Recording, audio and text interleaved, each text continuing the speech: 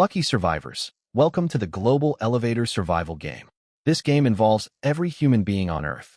No exceptions, no privileges, no VIP access. Endless treasures await here. You can obtain anything you can imagine. Of course, opportunity always comes hand in hand with danger. The elevator survival rules are listed below. All players must abide by them strictly. Rule 1. Every morning at 9 a.m., the elevator will travel to the next floor. Once the permitted stay duration expires, the elevator departs automatically.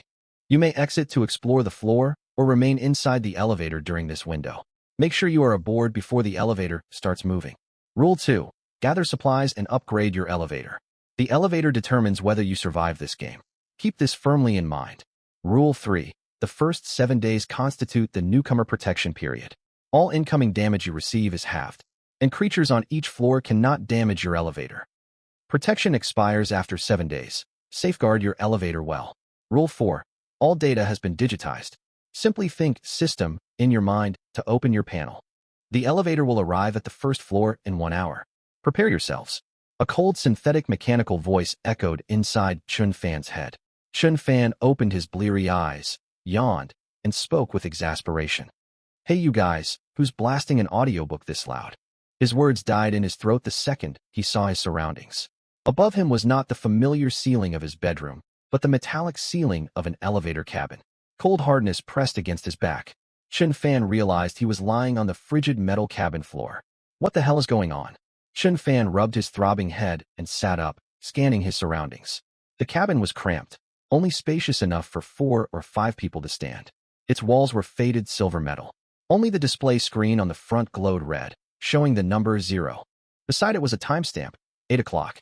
Did those pranksters drug me and haul me into an elevator in the middle of the night? Recalling the voice he had just heard in his mind, Chun Fan silently whispered, "System." A translucent light screen unfurled instantly before his eyes. Holy hell, this is real. As a university student steeped in web novels, Chun Fan took merely a few seconds to accept everything. Name, Chun Fan. Race, human. Tier, ordinary. Stamina, 7 is owner of the golden right hand. Your physical condition leaves much to be desired. Strength, 10 barely meets the average strength of an adult male human. Agility, 8. Spirit, 13 remarkable. Your spirit stat unexpectedly surpasses the vast majority of humans. Note, average adult male base stats stand at 10 for each attribute. Sanity, 89 out of 100. Sanity below 50 causes blurred consciousness. Sanity below 10 triggers unknown mutations. HP, 95/95 recoverable. Personal talent, none. Chun Fan's face darkened upon reading the system panel. What's this supposed to mean? I've got the golden right hand, yet my stamina is this low? Shouldn't frequent training push this stat higher? He muttered. His expression softened only after noticing his spirit stat sat at 13. Why is my maximum HP only 95? And it says recoverable. Could it be? A bitter smile tugged at his lips as a thought crossed his mind, yet he felt no regret. He'd lived comfortably for years. A price was inevitable. Chun Fan continued examining the panel. There was a player backpack. When he accessed it, he found a small storage space. Beside it rested a second panel exclusive to his elevator. Elevator, level 0 elevator, physical defense, 100. Note, an average human can force open these flimsy elevator doors with moderate effort. Magic resistance, 50, virtually no defense against elemental attacks. Elevator interior, 3m times 2m times 3m length times width times height. Durability, 100. Power, 100. Built-in energy conversion port. All forms of energy can be converted. Fittings, decomposition port, comprehensive evaluation, a mobile iron coffin. The next door opening might lead straight to your final resting place. Chun Fan let out a quiet breath after reading the elevator stats. Power sat at full 100. Presumably every player spawns with a fully charged elevator. He had barely finished studying the panels when the icy voice resounded in his head once more. Special reminder, the elevator consumes 5 power per hour while traveling and remains under absolute safety during transit. No power is drained while stationary on a floor. If energy runs out mid-journey, the elevator doors cannot be opened. If power depletes while docked at a floor, you will never restart the elevator again. Permitted stay time varies per floor. Anyone who fails to reboard the elevator before time expires will be immediately eliminated. Chun Fan's mind raced rapidly. The rules were straightforward, and he grasped them at once. At that moment, The regional channel kept flashing nonstop. Whoa, there really is a player chat channel. Curious, Chen Fan opened it. Regional channel, 10,000/10,000. The chat was already in an uproar. Can someone tell me this isn't real? Where's my phone? Where's my alarm? Buddy, stop struggling. I pinched my thigh until it turned purple. It hurts like crazy. Does this mean we all transmigrated, trapped inside these lousy elevators? My mom's waiting for me to have breakfast at home. Let me go back. Calm down. Check that system panel everyone's talking about. Just think system mentally to pull it up. I tried it. It actually appeared. My stamina's only 8? How's that fair? I hit the gym every day. And 8's lucky. My strength's only 6. The system note says I lack even the strength to bind a chicken. Avoid provoking any living creatures. Thanks a whole lot, system. Anyone else have full elevator power? Mine's at 100. Same here. I think we all start at 100. Has everyone seen the elimination rule? Die instantly if you don't stick with your elevator? What kind of twisted game is this? So every morning at 9 a.m. we wait for the doors to open, head out hunting for energy and supplies. Otherwise we starve? Is that the gist? How do I even explain what a survival game is? HSS. Any veterans got a plan for day 1? Veterans? We're all new spawns. No one has an advantage over anyone else. I open my personal storage space. It's tiny, useless for hauling anything. Anyone got food? I've been dieting. Only ate 1 corn cob. I'm starving to death. Watch your bargaining game carefully. Dude, that's way too cryptic. Anyone with food? I'll trade my original silk stockings and underwear for it. Only an idiot trades food for that useless junk. Says who? Deep down, everyone would jump at the chance. Don't lie. Grinning emoji. Chen Fan cracked a faint smile watching the flood of scrolling messages. Humans adapted unbelievably fast. One moment people were wailing. The next they were already planning around their elevators. It made sense. If return was impossible, survival was the only priority. Chen Fan read the chat for a while then closed it. He glanced at the time. 8:40.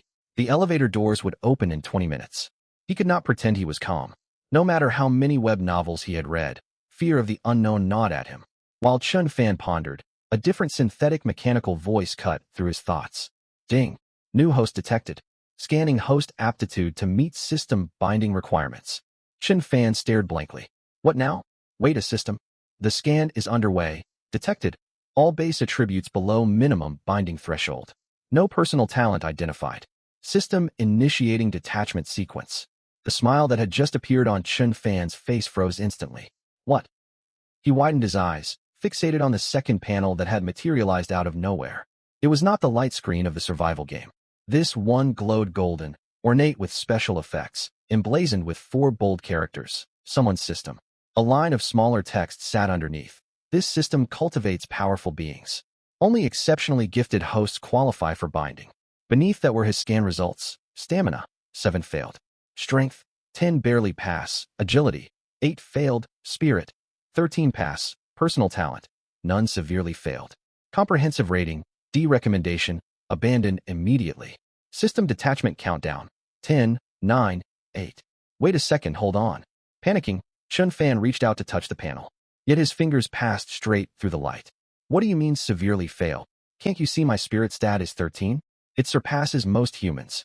System notice. The spirit attribute carries low weighting and cannot compensate for the absence of a talent. Can I work hard to improve later? Don't leave. Sweat beaded on Chen Fan's forehead as the countdown ticked away. He was just an ordinary university student. This transmigration opportunity had come out of nowhere. And now he'd found a system. 7, 6, 5. Will kowtowing help? Chen Fan was truly desperate. He had never encountered such luck and dropped to one knee, ready to prostrate himself. The floor was solid metal. Kneeling would hurt, yet for the system, pain was irrelevant. 4, 3. The moment Chen Fan's knee was about to touch the ground. Warning! Warning! The golden panel flickered violently. Its previously emotionless mechanical tone turned shrill and strained, as if someone was strangling the voice module. External interception signal detected. Unknown origin. Extremely high energy level. System detachment process blocked. Attempting to force past the blockade. Energy consumption doubled. Interception persists. The interceptor is reverse engineering the system core code. Warning. Warning. Reserves depleted. Host binding must be completed immediately. Chen Fan froze mid-squat, mouth hanging open wide enough to fit an egg. What on earth was happening? Something was preventing this system from leaving? Wait, not someone, something. His mind raced. and an absurd thought emerged. Could it be the survival game itself? That cold, emotionless force that dumped all humanity into elevators. Did it refuse to let another system slip out of its domain? Escape impossible. Escape impossible. Initiating forced host binding. Text on the golden panel twisted and warped. Chen Fan watched the gorgeous golden special effects shatter into countless light specks drifting through the air. The particles recondensed, yet their hue shifted from gold to ash gray. Binding complete. These words surfaced upon the grayish panel. Chen Fan's system. Host. Chen Fan. Current status. System core damaged. Functionality severely restricted. Available functions. None. System reconstruction in progress. Chen Fan. Silence stretched for 5 full seconds. He slowly processed what he had seen, stood up, brushed imaginary dust off his knees, and spoke flatly. So let me get this straight. You thought my aptitude was garbage and tried to run, but you got blocked and dragged back by this lousy survival game. That is an accurate summary. What can you do for me now? System reconstruction ongoing. Please await completion patiently. How long do I wait? Unknown. Chen Fan took a deep breath and exhaled slowly. He should have been furious, yet he had little grounds to be. After all, the system had been forced to stay. Yet could he be happy? A system with 0 usable functions, stuck rebuilding for an unknown length of time. What good was that compared to having nothing at all? Just as Chen Fan debated whether to curse it out, the familiar icy mechanical voice of the survival game echoed again. Ding. Unknown bug detected within game bounds. Automatic repair complete. Bug impact scope, a tiny subset of players. Affected player ID, Chen Fan. Compensation pack issued to offset negative effects incurred by the game bug. Calculating compensation contents. Calculation finished. Compensation pack delivered to Chen Fan's elevator storage zone. Please check. Compensation contents. Timber times 50 kilograms. Iron times 100 kilograms. Special note. These materials may be used for elevator upgrades. Elevator level 0 level 1 requires timber times 50 kilograms and iron times 100 kilograms. Enjoy the game. Holy crap. Chen Fan was utterly stunned. Wait, did he just profit from both sides? Perfect. Without hesitation, Chen Fan tapped the upgrade button. Confirm elevator upgrade to level 1. Cost. Timber times 50 kilograms. Iron times 100 kilograms. Confirm. The entire elevator jolted violently the next instant, as if an explosion detonated underneath. Chen Fan leaned against the wall instinctively to steady himself. The red digit 0 on the display flickered twice and changed to 1. Congratulations. Survivor's elevator upgraded to level 1. The red number 0 on the display flashed twice, turning into 1. Data on the elevator panel updated in real time. Elevator. Level 1 elevator, physical defense, 200. Magic resistance, 100. Elevator interior, 6m times 4m times 3m length times width times height. Durability, 100. Power capacity, 120. Current charge, 100. Installed facilities, decomposition port, storage chest. Comprehensive evaluation, upgraded from an iron coffin to a metal crate. At minimum, more passengers can fit inside. The upgrade process lasted merely 10 seconds. Once the shaking subsided, Chen Fan immediately sensed the cabin had expanded. It had felt cramped before. Now 10 people could sleep comfortably. Chen Fan nodded in satisfaction. The space was comparable to a small apartment. The leftover materials remained stored in his backpack. Chen Fan glanced at the newly unlocked storage chest. When he opened it, his consciousness connected directly to the storage space. Whoa, this is massive. Chen Fan was shocked. This storage dimension spanned at least 4 cubic meters. No more worrying about running out of room for loot later. This was only the first floor. The game had lowered initial difficulty, so abundant supplies would not spawn here. Other players were still stuck with level 0 elevators without storage chests. He held a massive spatial advantage right from the start. How could anyone compete with him? He checked the time. 8:52. 8 minutes remained. System, spit out whatever functions you've got now. Time equals money. No, time equals life. Ding. Congratulations, host, on successfully binding the system and upgrading your elevator to level 1. You may select one inscription to equip. Subsequent elevator upgrades unlock golden choices. Chen Fan ignored the system's reluctant tone. 3 options materialized before his eyes. 1. Inscription name. Fate's choice. Ability. Freely select which floor to enter among multiple available options, and preview general information of each floor. 2. Inscription name. Veil of Divine Blessing. Ability. Immunity to all mental corruption, illusions, fear, confusion, and other debuffs. Any attempt to spy on, manipulate, or erode your mind is automatically reflected or neutralized. Additionally, you take a permanent 80 damage reduction against all mental attacks. Inscription name, Blessing of Abundance, ability, 50 chance to receive double loot while scavenging each floor. There is also a probability to raise the tier of collected supplies. Chen Fan's breath caught as he read the 3 inscriptions. What mattered most in a survival game? Supplies, danger foresight, and means to fight threats. These options covered every critical aspect. Host, select one inscription to equip. The system's urging echoed inside his mind. Chen Fan knitted his brows tightly. All 3 were incredible. Can I take all 3? I'll kowtow again, he asked hopefully. Please make your selection as soon as possible. Damn it. Chen Fan cursed and refocused on the inscription descriptions. Truthfully, every option was invaluable. For the early game, foresight and resource gain were the most practical. Mental attacks were unlikely to appear during the initial stages. Otherwise, survival would be nearly impossible. After long hesitation, he glanced reluctantly at option 2 and 3 then spoke. You lousy system, I pick option 1. Congratulations host for selecting Fate's Choice. Proceed with equipment installation. Yes. Inscription installation complete. At that same moment, a glowing light screen unfolded before him. The elevator will arrive shortly. Please select your destination floor. Option A, Abandoned Mountain Village, normal floor. You can find small amounts of supplies if you search carefully. Threat level, 1. Option B, Lantingwan Bathhouse, apocalyptic floor. Moderate dangers await, medium tier supplies available. Threat level, 3. Option C, Logistics Transfer Station, apocalyptic floor. Survival odds are extremely slim. Threat level, 10. System, how many threat levels are there in total? Also, explain what normal type and apocalyptic type floors mean exactly. Host must explore to find out. 3 minutes remaining until doors open. Please make your selection quickly. Chen Fan took a deep breath, his gaze sweeping back and forth across the 3 options. A was normal, minimal loot. Safe, but barren. C was apocalyptic with rich supplies, but the phrase extremely slim survival odds was no empty warning. He had no weapons right now. Heading inside would be tantamount to walking to his death. B was apocalyptic, medium supplies, moderate risk. A balanced choice, perfect for him. I choose option B. As the words left his mouth, the other 2 options faded slowly, while the words Lantingwan Bathhouse lit up brightly. Elevator has arrived at Lantingwan Bathhouse. Permitted stay duration on this floor, 4 hours. Chen Fan clenched his fists. He held nothing in his hands. His fingernails were trimmed short. System, can I get a starter weapon? Just a crowbar will do. System is undergoing reconstruction. Functions are damaged. Additional assistance unavailable. Useless piece of junk.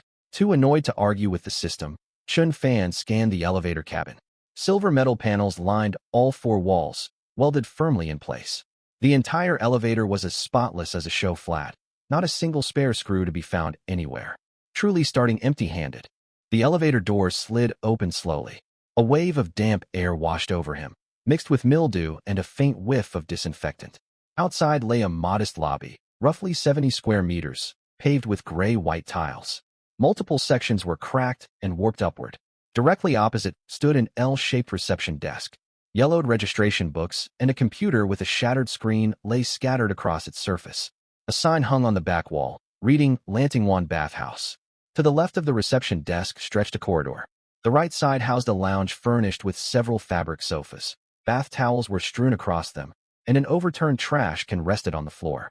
Light came from 4 fluorescent ceiling tubes. One flickered non-stop, casting erratic light over the whole space, raising goosebumps on Chen Fan's skin. Chen Fan stood by the elevator entrance, in no hurry to step out. He observed carefully for 3 full seconds, confirming no moving targets within sight, then stepped outside. Once out, he glanced back to see the elevator doors had closed. His eyes landed on a small shelf beside the reception desk, where a row of keys hung. One key bore a red plastic tag engraved with men's locker room. Attached to the same keyring was a cross screwdriver no bigger than a fingernail. Chen Fan reached out, took them down, and gripped the screwdriver in his palm. It was better than nothing. Item acquired. Mini screwdriver, category, tool grade, common stats. None remarks. Originally for repairing glasses. It can be used to stab, but do not expect much stopping power. Chen Fan raised an eyebrow. There was even a loot notification. He shifted his line of sight. Whoa, Chun Fan's eyes widened instantly, and he hurried forward. There was a vending machine right beside him. He quickly scanned the surroundings, dragged over a chair, and smashed the glass. Time to stock up. He stuffed every item inside the vending machine straight into his player backpack. The machine was not fully stocked, yet the haul still left Chun Fan feeling greatly enriched. Now we're talking. A surge of satisfaction washed over him. So many supplies would sustain him for a long time. He then turned toward the corridor on the left, heading for the men's section. The corridor was short, around 10 meters long, ending at a glass door. Chun Fan pushed it open, revealing rows of metal lockers with several long benches between them. Less than a third of the overhead fluorescent lights still worked. He swept the space with his eyes, and a half-open locker in the corner caught his attention. He walked over and pulled the door wide. A dark blue work uniform hung inside, printed with 3 white characters Lantingwan across the chest. Tucked beneath the uniform was a bulging black waist pouch. Chun Fan took it down and unzipped it. Inside were a roll of adhesive bandages, a folding pocket knife, a small bottle of essential balm, and a lighter. The knife's blade measured 7 to 8 centimeters. Folded, it was smaller than his palm. Weapon acquired. Tier 1 portable pocket knife. Category: weapon grade. Common stats: physical attack power. 2 durability. 30/30th special effect. None remarks. Designed for peeling apples. It works as a stabbing weapon in a pinch, but do not count on it piercing thick clothing. Tier 1 weapon, it'll do. First piece of loot. Chun Fan strapped the waist pouch around his hips and stowed the knife and other items inside, then pressed onward. Without a proper reliable weapon, he advanced cautiously, wary of anything jumping out at him. This floor carried clear dangers, and from what he knew of apocalyptic-type zones, threats were almost certainly zombies. He crossed the locker area and pushed open a door marked Bathing Zone. Damp air rushed toward him, blended with mildew, rust, and a faint, elusive stench. The bathing zone was vast. Most showerheads had fallen off. Dark puddles on the floor had long since dried out.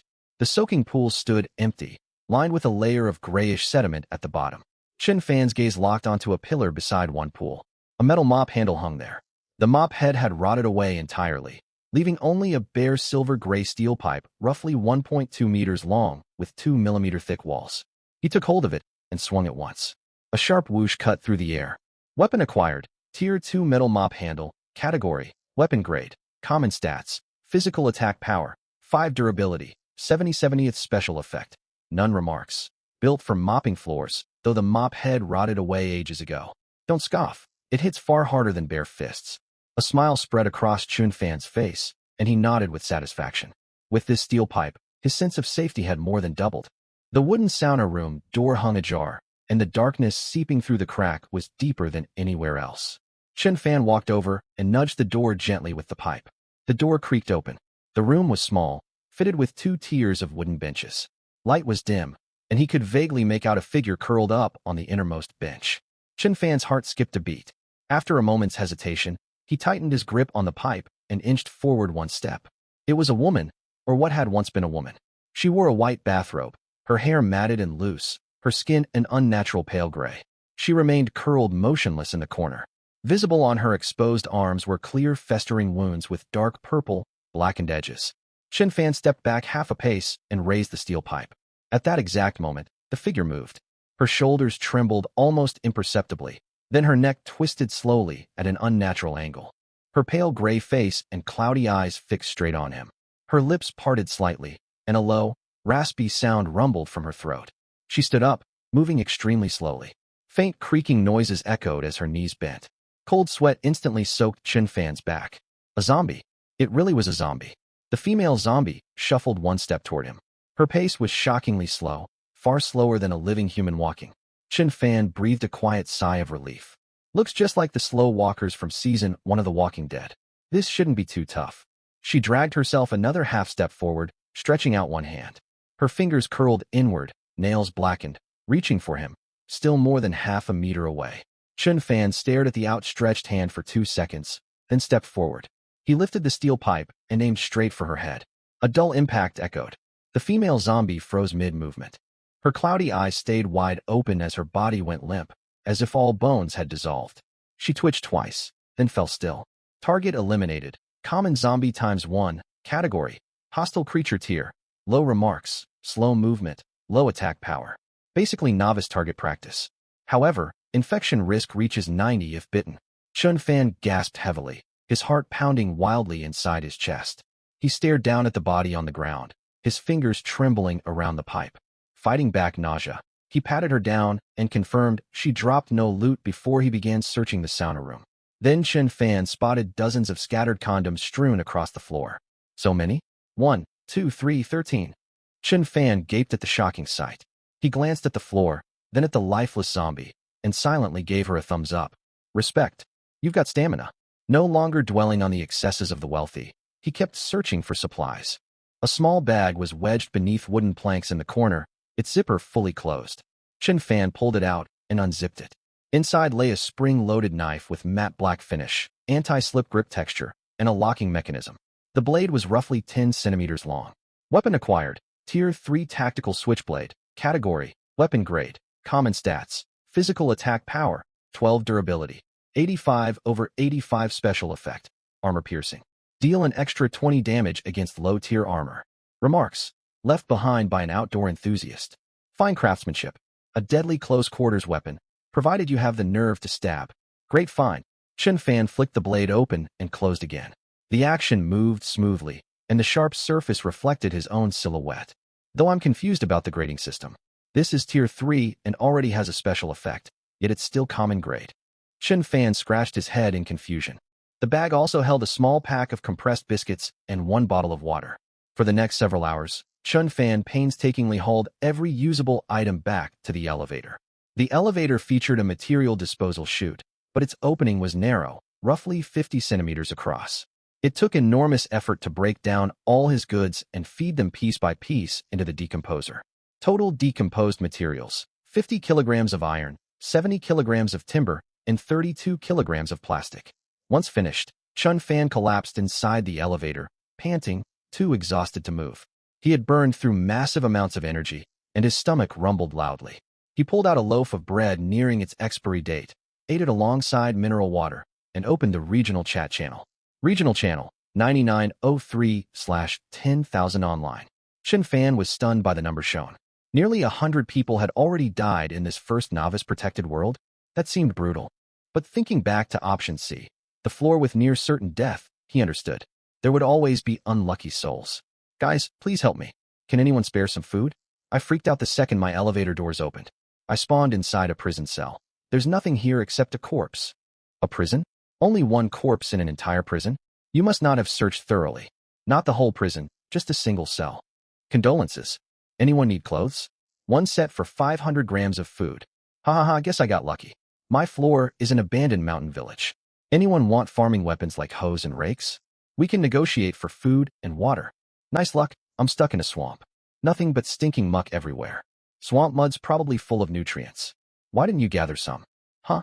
That stuff's usable? I would have dug some up with my bare hands if I'd known. Hey, the guy selling farm tools. Can I trade clean stream water for a hoe? Hit me up via private message. Chun Fan read the chat and sighed. Everyone was adapting frighteningly fast. He closed the channel and sorted through all the supplies he had collected. For cans of kanji, for kilograms of bread, 5 kilograms of assorted snacks, plus 10 packs of instant noodles and 6 self-heating rice meals, 24 liters of assorted beverages. Between small bottled water and large water jugs meant for water dispensers, he held a total of 64.8 liters of mineral water. He also possessed 3 weapons and various miscellaneous goods. Perfect. Thinking about the other survivors in the chat channel and looking over his stockpile, Chun Fan felt deeply content. He could survive for more than 10 days on these supplies alone without ever leaving the elevator. After a moment's thought, he reopened the regional channel and sent his first message. I have water available. I accept supplies and trade. His announcement did not spark much excitement. With nearly 10,000 survivors online, plenty of people had located abundant drinking water. Scanning earlier messages, many others were offering water for trade. Chun Fan did not hold high hopes for quick deals. Shortly after posting, dozens of private messages flooded his inbox. Boss, can you spare 500 milliliters of water? I can trade my black silk underwear, unworn. If we ever meet later, I'll offer myself to you for free. A photo arrived alongside the text. Chun Fan opened it, then exited the chat blank-faced. Whoa, nothing there, buddy. He commented dryly, ignored the sender, and checked other private messages. I don't have much supplies. Would bones interest you? They might prove useful. Friend, give me 1 liter of water, and I'll pay you 5 million once we return to the real world. Brother, we're all survivors from Earth. Can we help each other out? I'll repay you for sure once I get the chance. Chen Fan grew exasperated. Could these slow-witted leeches leave him alone? They kept talking about real-world cash and begging for handouts, acting as if he was some fool ready to give things away for nothing. If I reply to every single person, this will take forever. Chen Fan sighed. He carefully examined his interface and discovered he could auto-filter all messages unrelated to trading. He heaved a sigh of relief as hundreds of unread notifications shrank down to just dozens. Amusingly, the person offering underwear and the one selling bones remained in the filtered list. Very well. Odd trades still count as trades. How much water do you have? I've got rice bran. It tastes terrible, but it's edible. 1 kilogram of bran for 1 liter of water. Chen Fan let out a scoff reading this message. He might consider 1 liter of water for a kilogram of proper food. Trying to sell worthless bran as if it were staple food? Skip. Boss, can I trade a bottle of 6 God mosquito repellent for 1 liter of water? I'm dying of thirst. Skip. 2 kilograms timber for 1 L water. Chen Fan worked his way through all the messages. Only 2 offers caught his interest. He ruled out anyone offering timber. This survival game lacked a formal trading platform, so market prices were unclear. Until he could get at least 10 kilograms of timber per liter of water, he would pass on raw material trades. Survival game. When are you going to unlock a proper trading hub? Chen Fan muttered to himself. Hello, I have a lighter. Are you interested? Strange as it seemed, he would have expected a bathhouse to stock cigarettes and lighters, yet he had found none during his search. Perhaps smoking and open flames were banned inside the venue. Chen Fan completed the exchange using one unopened 550 milliliters bottle of mineral water. He took a deep breath and turned to the last private message, the one he wanted most. I own a machete and a fire axe, both tier 3 weapons. You can choose only one for trade. I'm keeping the other. I will only accept combinations of food and water as payment. Alongside the message came screenshots displaying both weapons' stats. Tier 3 weapon, bushcleaver machete, category, weapon grade, common stats, physical attack power, 9 durability, 110 out of 110 special effect, lacerate. Wounds inflicted on target bodies cause continuous minor health loss over 3 seconds. Remarks. A trusted tool once owned by a construction worker. Great for chopping wood and breaking down doors. Tier 3 weapon, fire axe, category, weapon grade, common stats, physical attack power, 11 durability, 140/140 special effect, stun. Low chance to briefly stagger enemies for 0.5 seconds on hit. Remarks. Standard emergency equipment found in shopping malls. Exceptional for breaking locks and smashing crates. Unfortunately heavy and unwieldy. Stagger effects rely on luck, less agile than a blade during close combat. These were exactly the mid-range melee weapons Chen Fan needed. While the Switchblade was powerful with strong overall stats, it required point-blank range. As an ordinary university student, Chen Fan still felt uneasy fighting that close. He could only pick one of the 2 weapons, and he leaned toward the fire axe. A solid swing of that axe against the zombie he had fought earlier would leave brutal bruises. I'll take the fire axe. These weapons would be highly sought after. To avoid missing the deal, Chen Fan immediately sent a private reply. Mate, what's your asking price? Chen Fan stared intently at the chat window, terrified of missing an incoming reply. I won't rip you off. 10 liters of water plus 2 kilograms food for the machete. 12 liters of water plus 2 kilograms food for the fire axe. If you offer meat, only 1.5 kilograms will suffice. Price is firm, no haggling. Chen Fan replied instantly after reading the terms. Deal. I want the fire axe. As soon as Chen Fan sent the message, the other party replied almost instantly. Nice and quick. I'll confirm the trade on my end. Just hit the trade button on your panel. Next to the chat box was an inconspicuous option, Initiate Trade. Chen Fan clicked it. A light screen popped up, with an item column on the left and a demand column on the right. He placed the water and food into the slots, and the system automatically converted them. Water, 12L, food, 2 kilograms. The other party then put the fire axe into the trade slot. Level 3 weapon fire axe, attack power, 11 durability, 140/140 special effect, shock. Chen Fan stared at the axe's stats. His finger hovered over the confirm button for half a second before he pressed it. You have accepted the trade. Awaiting the other party's confirmation. 1 second later, a faint flash of light streaked by, and the fire axe materialized out of thin air inside his spatial backpack. Chen Fan took it out. It felt heavy in his hands. The handle was made of hardwood with a solid grip, while the axe head was forged from silvery gray steel, its edge sharp and well-maintained. He swung it once. The heavy inertia filled him with immense relief. With this axe, his combat strength had jumped drastically. Perfect. Just then, a friend request popped up on the panel from someone named Wang Ping. Buddy, I'm the guy who traded you the axe. Accept the request. Chen Fan approved it. Messages flooded in right away. You're really straightforward, mate. I asked more than a dozen people before you.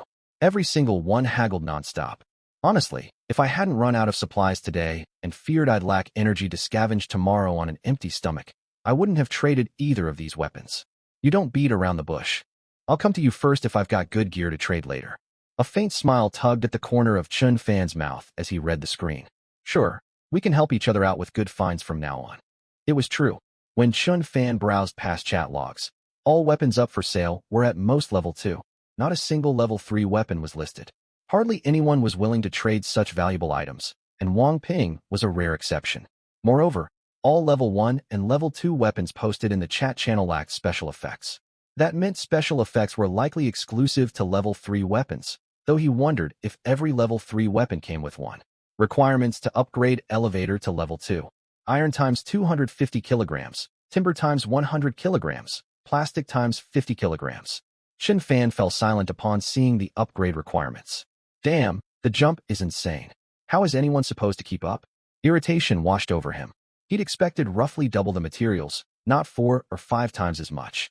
Reaching level 4 would unlock another trait to choose, and Chen Fan was eager to see what he could obtain next. If only he could draw Blessing of Harvest again. It granted a 50% chance of double supplies, plus a possibility of upgrading the quality of acquired goods. Still, Chen Fan did not regret picking Fate's choice. Even at this pace, he stood a good chance of upgrading the elevator to level 4 and unlocking another trait before the novice protection period ended. He had always played a mobile survival game before entering this survival challenge and pulled 6 crystal rewards, all earned from pity rolls. Without the ability to select floors, he could stumble across threats he was powerless against and lose his life. All surviving contestants have returned to the elevators. The trade platform is now open. Survivors may exchange items freely. The announcement of the survival game echoed out. Chen Fan blinked, overcome with gratitude. Thank God I acted fast and sealed the axe trade. Otherwise Wang Ping would have listed it on the public platform. I probably couldn't have afforded it with these supplies then. Chen Fan opened the trade platform immediately. In the short time that had passed, countless items were already up for exchange.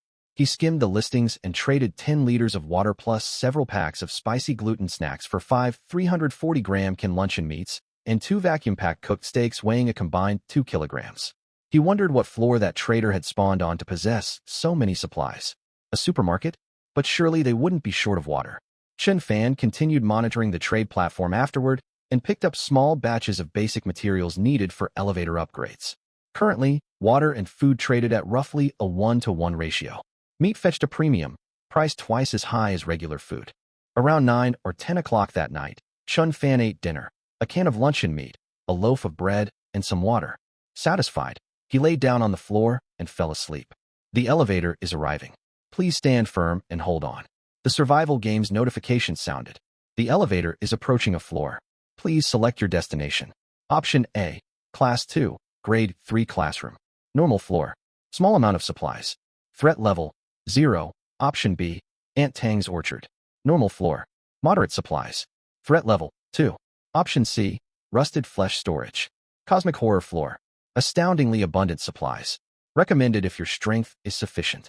Threat level, 5. Chen Fan stared at option C for more than 10 seconds, his expression shifting repeatedly. A cosmic horror floor? The kind from novels where sanity erodes and whispers of elder gods haunt you?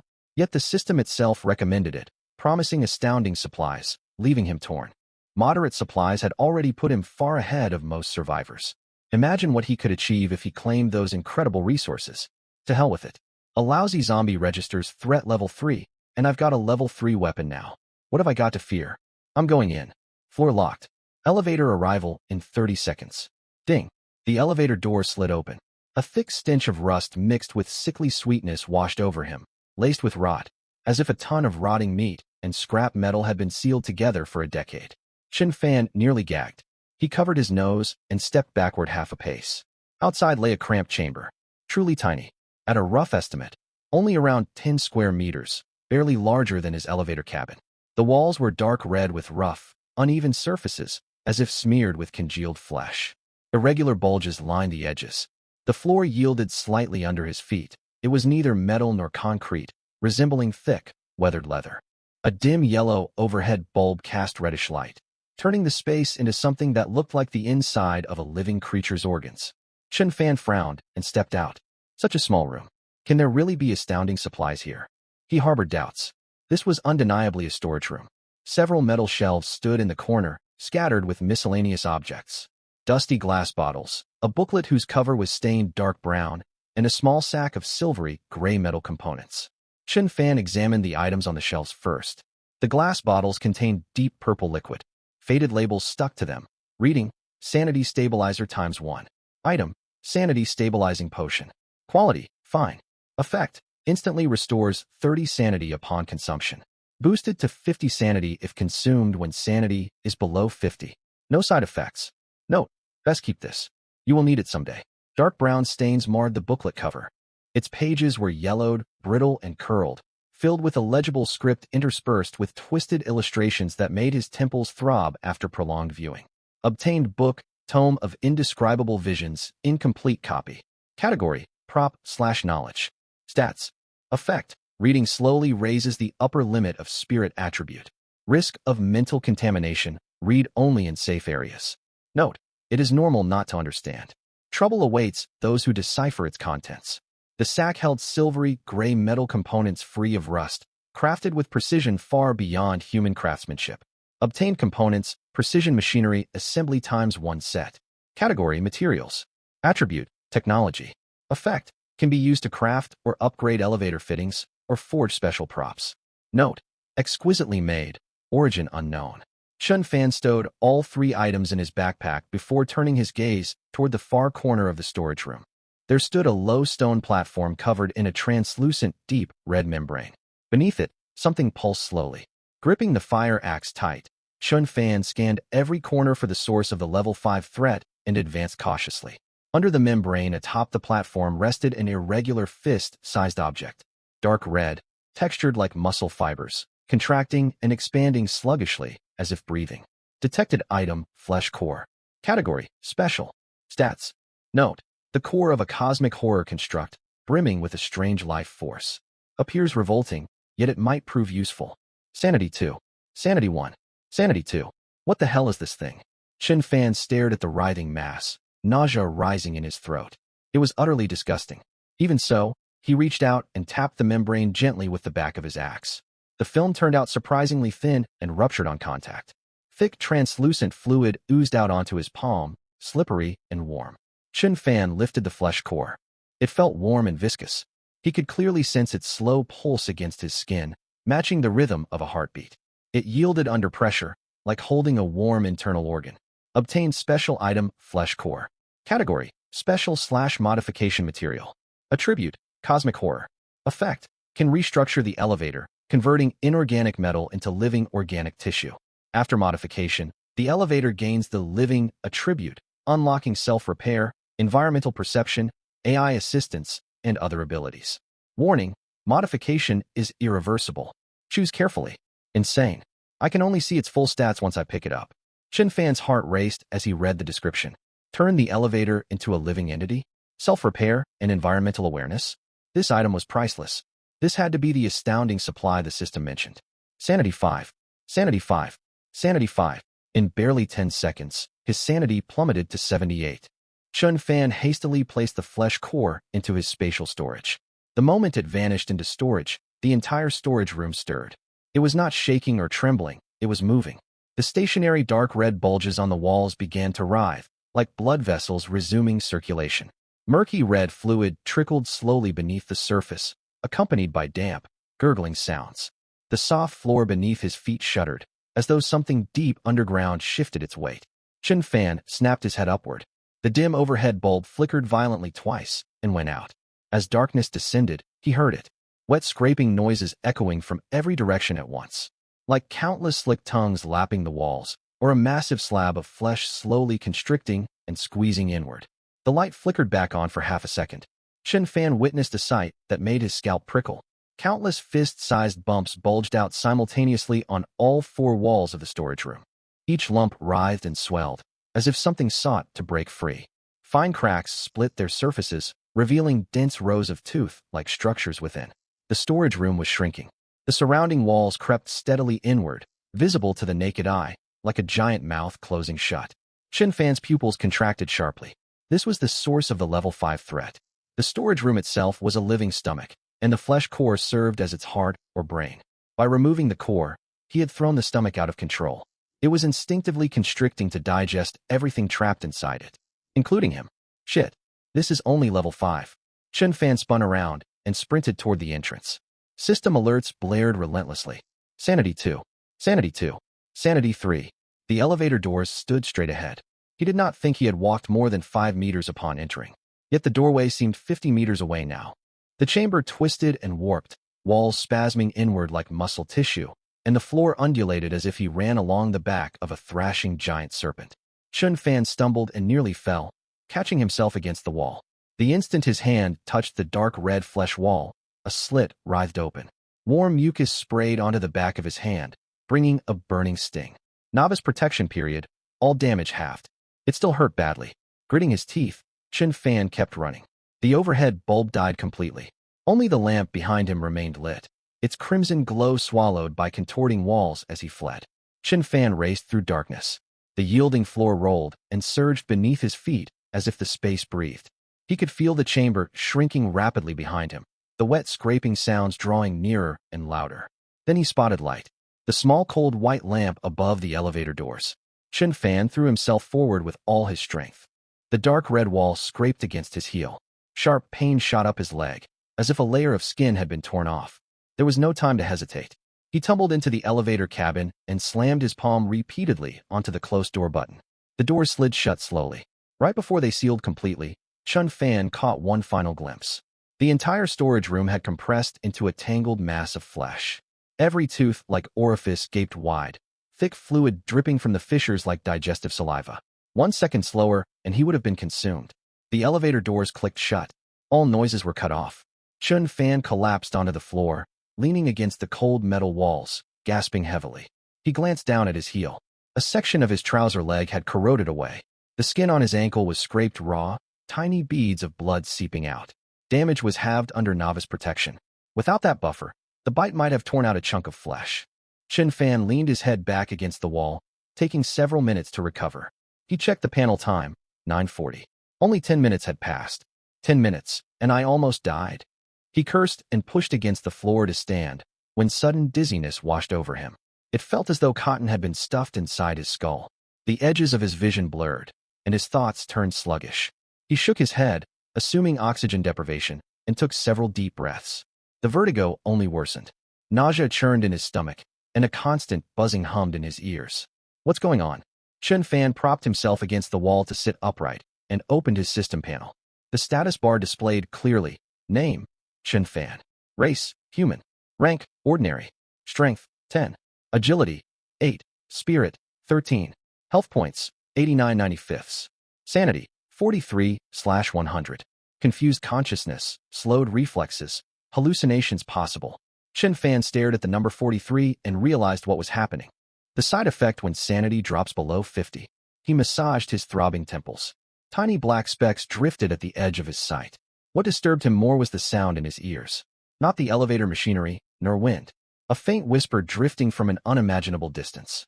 He could not make out the words, only rising and falling tones chanting some ancient tongue alien to humanity. Chen Fan shook his head violently. The whispers vanished, but the pain in his temples intensified.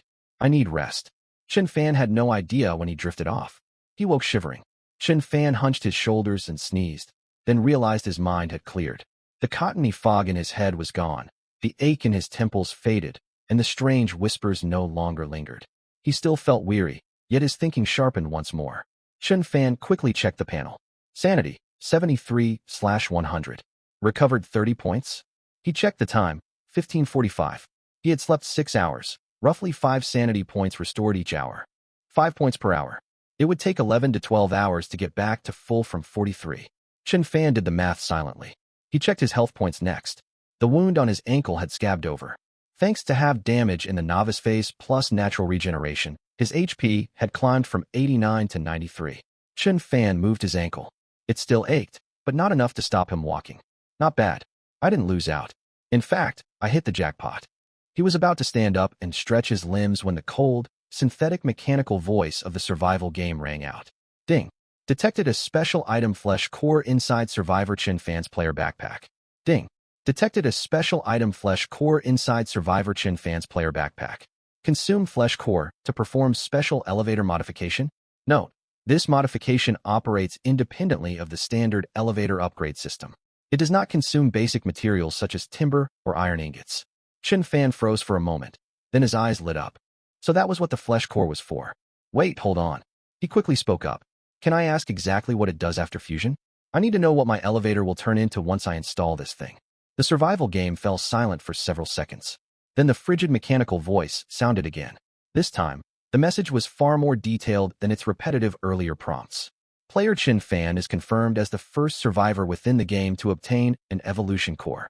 Per the rules, the first player to acquire a special item earns one chance to receive a thorough explanation. Below is the description for evolution core. Evolution cores are special creations spawned with an extremely low chance on floors. They are life fragments of some higher-order beings. Fusing one with an elevator grants special attributes. After fusion, the elevator will break away from the regular upgrade tree and embark on an unknown evolution path. The exact evolutionary direction is determined by the evolution core. Evolution cores are not limited to cosmic horror-themed floors. Multiple types of similar cores exist within the survival game, each corresponding to distinct evolution paths. Mechanical core for mechanized remodeling, elemental core for elemental remodeling, rule core for rule warping remodeling, and more. Players can obtain them by exploring different floors. Each elevator may fuse only one evolution core. A second evolution core will merely grant bonus buffs to the elevator. Chen Fan stayed quiet for a long while after listening. Mechanical core, elemental core, rule core. This game ran far deeper than he had imagined. Elevator upgrades were not limited to simply stacking timber and iron. There existed this hidden system of core remodeling, and he held one in his hands right now. A cosmic horror variant, no less. Chen Fan glanced down at the flesh core inside his backpack. Even through the fabric, he could feel its warm heartbeat like pulsing. The thought of this thing throbbing inside his backpack all night sent a chill crawling up his spine. Emotions aside, his mind was already running the numbers. The system said it was a special creation spawned at an extremely low probability, and he was the first player in the whole game to get it. What did that mean? It was a rare treasure, the kind no one else could buy, no matter how much they offered. On top of that, the system described the result of fusion as an unknown evolution path. When reading web novels before, he had always hated it when authors wrote the word unknown, for it usually foreshadowed massive pitfalls. But from another angle, the less predictable something was, the greater its potential tended to be. If this were just a mundane upgrade like +5 physical defense, would the system have bothered granting him this one-time explanation? He had read cosmic horror novels. In those stories, flesh, tentacles, and ancient beings were undeniably grotesque, yet they wielded immense power. Why did those fanatical cultists chase them relentlessly? Because they worked. Chen Fan gritted his teeth. I choose to fuse it. Confirm consumption of flesh core for special elevator modification. Confirm. The instant the words left his mouth, the player backpack automatically opened. The dark red mass of flesh wrapped in work clothes materialized out of thin air, hovering mid-air before Chen Fan. It floated there, and its pulsing rhythm suddenly quickened. The steady heartbeat like throb grew frantic, as if something within was awakening. Then it dropped. The moment it made contact with the elevator floor, boom. A dull sound, like a giant drum being struck, rose up beneath Chen Fan's feet. The entire elevator jolted violently. His knees buckled, and he nearly fell. Next, the flesh core began to melt. The dark red organic substance softened and thinned rapidly, like wax scorched by intense heat. It spread out, creeping through every crack in the metal floor in all directions. Chen Fan instinctively backed into a corner and watched as the silvery, gray metal beneath him was covered by a thick, dark red viscous fluid. The fluid seemed alive. Wherever it flowed, the silver metal corroded into dark streaks, as if decaying from within. Oddly enough, those streaks also seemed living. They pulsed, expanded, and interconnected. Thin lines slowly thickened, bulging into vein-like tubular structures. The entire elevator cabin was transforming. On the ceiling, a mass of dark red tissue swelled like a heart, covered by a translucent membrane. Beneath it, deep red liquid churned slowly. At first it only throbbed faintly, yet within seconds it stabilized, contracting once every second in a slow, powerful rhythm. On the walls, all metallic luster faded completely. In its place lay a layer of dark red, damp, organically textured skin. Its surface was lined with fine patterns resembling the grain of muscle fibers. It felt warm to the touch, slightly springy, much like thick leather. Chen Fan stretched out a hand and brushed the wall lightly. Soft, warm, alive. He swallowed hard and pulled his hand back. The full fusion process lasted roughly 5 minutes. Once the 5 minutes passed, the shaking stopped and the elevator fell silent. Yet the elevator before him was unrecognizable. The original silvery metallic cabin had turned into a dark red flesh cavity. All 4 walls were lined with muscle fiber textures. The surface was relatively dry and warm to the touch. Suspended dead center on the ceiling was a fist-sized dark red glowing orb, resembling an exposed heart beating slowly and steadily. The floor underfoot was no longer cold metal, but a dark red fleshy surface. Chen Fan pressed down on it gently to test. It felt firm. He stood still, staring all around him, lost for words. Was this even still an elevator? He raised his hand, and the system panel popped open automatically. All its data had completely changed. Name, Blood Nest, juvenile form. Level, 1 initial form. Vital activity, 450/450. Epidermal toughness, 250 is almost equal to physical defense. Mental resistance, 150 is almost equal to magic defense. Internal space, 6m times 4m times 3m. Power system disabled. No energy required so long as flesh reserves exist. Flesh reserves, 0 out of 1,000 consumed for upgrades, repairs and growth. Bone reserves, 0.500 consumed for upgrades and structural reinforcement. Trait 1, self-repair consumes flesh reserves to restore vital activity. Trait 2, grants survivor the effect, person of sanity. Trait 3, ossified flesh. All blueprints will undergo flesh remodeling. Upgrade requirements. Flesh reserves greater than or equal to 600/1000 and bone reserves greater than or equal to 300/500. Installations. Decomposition port, storage crate, meat grinder. Overall evaluation. S-tier potential. A juvenile living elevator. Freshly awakened, naive yet loyal. At present it knows nothing but to pulse and breathe. Feed it, nurture it, and it will grow into something beyond your imagination. By the way, do not rush to ask it questions. It cannot speak yet. Person of sanity? What on earth is that? Chen Fan immediately pulled up his personal panel after reading. Name, Chen Fan. Race, human. Level, ordinary. Stamina, 7 as the bearer of the golden right hand. Your physical condition is appalling. Strength, 10 barely meets the strength benchmark for an adult human male. Agility, 8. Spirit, 13 impressive. Your spirit surpasses the vast majority of humans against all odds. Note, average adult human stats sit at 10 points for all 4 attributes. Sanity, 74 out of 100. Sanity below 50 causes mental fog. Sanity below 10 triggers unknown transformations. Health points, 95/95 recoverable. Personal talent, person of sanity. Person of sanity. The lower your sanity, the clearer your mind. When sanity drops below 50, every single point lost raises all attributes by 1. Sanity minimum locked at 10. Chen Fan's mouth fell open. Whoa, complete immunity to sanity decay, and I even gained stat boosts instead? This is insane. What else could this be but a cheat skill? Chen Fan stared with sparkling eyes at the glowing flesh heart overhead. Take notes, system. This is what a proper golden finger looks like, a loyal cheat built entirely to serve its host. System, comma. There's a new installation too, right? A meat grinder. Meat grinder breaks all types of corpses into equal portions of flesh and bone. Realization dawned on Chen Fan. I should have brought back that zombie corpse earlier. What exactly does flesh remodeling mean? Chen Fan had a rough guess, but he could not be certain. The meaning would reveal itself once he got his hands on a blueprint. I'll cross that bridge when I come to it. Chen Fan began tallying his gains from this expedition. First item, a vial of pale blue liquid inside a finger-thick glass tube, tightly sealed with a rubber stopper. Now that he possessed the person of sanity talent, the potion was useless to him. He could trade it for supplies instead. Second item, a palm-sized booklet bound with some dark gray leather. It felt cool to the touch, with no title or markings whatsoever. Chun Fan dared not open it, and stuffed it back into his backpack storage. If flesh remodeling worked the way he suspected, those mechanical components were probably worthless as well. Damn it, I've got plenty of items in my backpack, yet barely anything I can actually use. He sighed and rummaged through loose timber and iron scraps. These materials were essential for upgrading ordinary elevators, but for his blood nest now. A thought suddenly struck him, and he quickly switched over to the Blood Nest upgrade panel. Name: Blood Nest Juvenile Form. Level: 1 Initial Form. Vital Activity: 450/450.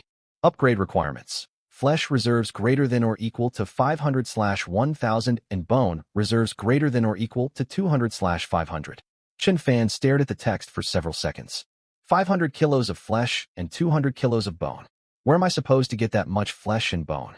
I recall leveling a regular elevator to level 2 required 250 kilos of iron ingots, 100 kilos of timber, and 50 kilos of plastic.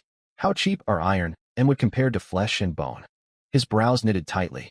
The gap was far greater than just a little higher resource cost. Standard elevator upgrades relied on industrialist, standard materials, resources that could be steadily gathered with enough time and effort. Flesh and bone, however. Does that mean I have to kill other survivors? The notion startled him, and he shook it off at once. Even though his elevator had turned into this monstrosity, deep down, he was still a law-abiding, ordinary person. Murder for loot was something he could never bring himself to do unless pushed to absolute desperation. Unless the reward was truly overwhelming. Unless he rested his chin in his hand and pondered. Unless the floors he entered were teeming with monsters, zombies, mutated beasts, monster nests. Such locations ought to provide massive amounts of flesh and bone. But the problem is, how can I guarantee I land on floors like that? Never mind, I won't dwell on it for now. Chun Fan massaged his temples, and a memory suddenly surfaced. Wait a second. He opened the private chat thread with the man who had asked about bones yesterday. Private chat: Li Xiong. Do you still have that batch of bones? After sending the message, Chun Fan leaned against the fleshy wall to wait. Meanwhile, inside another elevator, Li Xiong huddled in the corner, his stomach rumbling with hunger. His elevator was a plain metal cabin. Cold silver steel surrounded him, and the ceiling lamp cast a ghastly pale glow that made his complexion look even sallow. Why is my luck this terrible? Despair was written all over his gaunt face. He had just graduated university. Before being transported here, he had been stressed about job hunting. Now he no longer worried about finding a job. Now he worried simply about staying alive. His first floor was a prison, containing nothing but a skeleton. His second floor, a graveyard. He had hoped to dig up burial goods, yet after excavating more than a dozen graves, he found nothing but bones and rotting lumber. He gathered the pile of bones together. Truth be told, he was not even sure what they were good for. It was just a leftover habit from playing Minecraft. Bone meal accelerated crop growth. Maybe it would work in this world too. The trouble was, he did not even have any seeds. He opened the public channel and reread his old posts. Only 3 replies existed. Bones. For decoration. Dude, are you addicted to grave robbing? Haha, nice one. No one was willing to trade with him. Li Xiong sighed and was about to close the private message window when a notification chimed. He blinked and opened it. Do you still have that batch of bones? Private message sender, Chun Fan. Li Xiong's eyes lit up instantly. He replied within a split second. Yes, senior. The bones are still here. You have no idea how terrible my luck has been. My second floor was another graveyard, eh? I spent all my available time digging graves hoping to find burial treasures, but I got nothing. Only bones and wood. I've been starving for 2 days, sob. Chun Fan watched the flood of grievances scrolling across the screen, and a smile tugged at the corner of his mouth. He held back his excitement. Grave digging? Did you bring all the bones back? I did. Every bone I dug up. I used to play Minecraft, right? I thought bones could be turned into bone meal and might come in handy later, so I hauled all of them back. Chun Fan's eyes brightened upon reading this. This guy thought ahead. Without hesitation, he sent Li Xiong a friend request. Ding. Inside Li Xiong's elevator, the incoming friend request popped up. He froze, then shot up from the floor, nearly cracking his skull against the elevator wall. Holy crap. The senior added me as a friend. His trembling fingers tapped accept, and he quickly sent another message. Senior, just tell me what you need. Name it. Chun Fan smiled faintly at the other party's overly eager reaction. The bones are useful to me. I can trade you water and food. Name your price. Li Xiong stared at the message, and his eyes grew hot. For 2 days he had endured indifference. His posts in public chat were ignored, and replies he did receive were nothing but mockery. He sat hungry inside his elevator, watching others trade all kinds of supplies while he owned nothing. He never imagined someone would offer food in exchange for these worthless bones he dragged out of the graveyard. Senior. Li Xiang's nose stung. He sniffled and typed quickly. It's my honor that you want my bones. You can decide the offer. Even a small amount would make me overjoyed. The moment he finished typing, he sent over a trade request without delay. Chen Fan blinked when the trade alert arrived, then laughed. This kid sure is straightforward. The trade request read, Li Xiang proposes a trade. Item, bones times 45 kilograms. 45 kilos. Chen Fan raised an eyebrow. He had expected barely more than 10 kilos. He never guessed the man had dug up 45 kilos of bones by himself. He's a tough one. After a moment's thought, he placed 2 bottles of mineral water, 1 bottle of iced black tea, and 2 loaves of bread into the trade slot, then confirmed. A crisp notification echoed inside Li Xiang's elevator. Ding. Trade successful. You have obtained mineral water times 2, iced black tea times 1, bread times 2. Li Xiang stared at supplies materializing in front of him, stunned. He had expected at most a small ration of dried food or half a bottle of water. Instead, 2 bottles of mineral water, 1 iced black tea, 2 loaves of bread. Back in his old world, this might not even make a proper breakfast. But now these meant survival. A lump formed in his throat. Tears welled up and spilled over, 1 drop sliding down his cheek and splashing onto the cold metal floor. Big shot, Chen Fan. You saved my life, truly. For days I've been messaging in the channel and no one replied. I suffered stomach pains from hunger and nobody cared. You're the first person willing to trade food for my goods. No matter what you need help with in the future, Li Xiang will go through fire and water without hesitation if it's within my power. Chen Fan read the message, the smile on his lips deepening. He leaned against the warm walls of the blood nest, while the heart suspended above throbbed steadily. No need to go that far. He sent a reply. That batch of bones really helped me out. If you dig up more bones later, come find me anytime. We can negotiate a fair price. Tears still streaked Li Xiang's face as he broke into a silly grin upon receiving the message. Understood, big shot. I'll work hard digging up graves. Chen Fan nearly laughed out loud seeing the words work hard digging up graves. All right, eat something first. Don't starve yourself. Yes, big shot. Chen Fan closed the private chat with Li Xiang and opened the trading platform to post a new trade request. Wanted, flesh or bones. Exchange rate. 1L water specifiable type for 30 kilograms flesh or bones. The moment the post went live, the regional channel erupted. Did I just see that? 1 liter of water for 30 kilos of flesh. Does this guy think water is gold? Haha, wake up, man. Right now the market rate is 2L water for 1 kilogram flesh. 1L for 30 kilograms?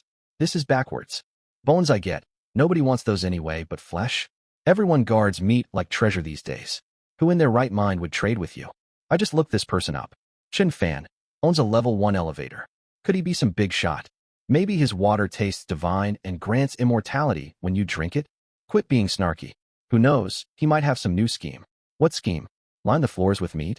Elevators don't eat flesh as far as I know. Leaning against the blood nest's warm wall, Chen Fan watched wave after wave of mocking messages scroll by. He felt no anger. He even wanted to smile. He waited. Sure enough, it was not long before someone caught on. Wait a second. Read carefully. He wrote flesh, not just meat. Is there a difference? Huge difference. Meat is edible food. Flesh, think about those things on zombies. What does the system label them as? The chat channel fell silent for several seconds. Then someone sent a string of ellipses. Shit, I get what you mean. The system labels zombie matter as rotten flesh or mutated flesh and explicitly marks it as inedible. Exactly. He's buying that unusable, non-edible flesh. That's why he's offering such a lopsided trade. It's trash to everyone else. But what does he want it for? Beats me. Silence settled over the channel again. Soon someone at Chen Fan in a message. At Big Shot Chen Fan, are you buying that inedible flesh and bones? The stuff from zombies. Chen Fan noticed the mention and replied. Correct. From zombies, monsters, any creature at all. I'll take anything marked flesh or bones by the system. Rotting stuff is fine too. No restrictions on source. The channel exploded the instant this message appeared. Holy hell, is this real?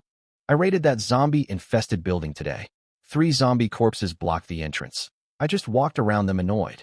Mutated rats all over my floor. piles of bodies labeled mutated flesh and shattered bones. I thought they were gross and picked none up. What a loss. I thought that junk just took up inventory space for nothing. I killed a half-rotted wild boar yesterday labeled spoiled beast flesh and tossed it straight away. It weighed at least 50 or 60 kilos. There's a graveyard on my floor covered in white bones. I thought it brought bad luck. If I'd known this could be traded for water, I would have stuffed my elevator full. Hold on, don't get too excited. One user poured cold water over everyone. What if this guy is scamming us? You haul piles of rotten flesh and bones over. Then he turns you down. The message dampened many people's enthusiasm. True, what if he's messing with us? Chen Fan was about to respond when a new message and screenshot popped up in the channel. He recognized the ID immediately, Li Xiang. Big shot Chen Fan isn't lying. I just finished a trade with him. See for yourselves. Li Xiang attached the screenshot right after. He followed up with another message. I traded 45 kilos of white bones. Look at the screenshot. It's crystal clear. I got all these goods for 45 kilograms of bones. I starved for a full day and night with no one to help me. And he was the first willing to trade with me.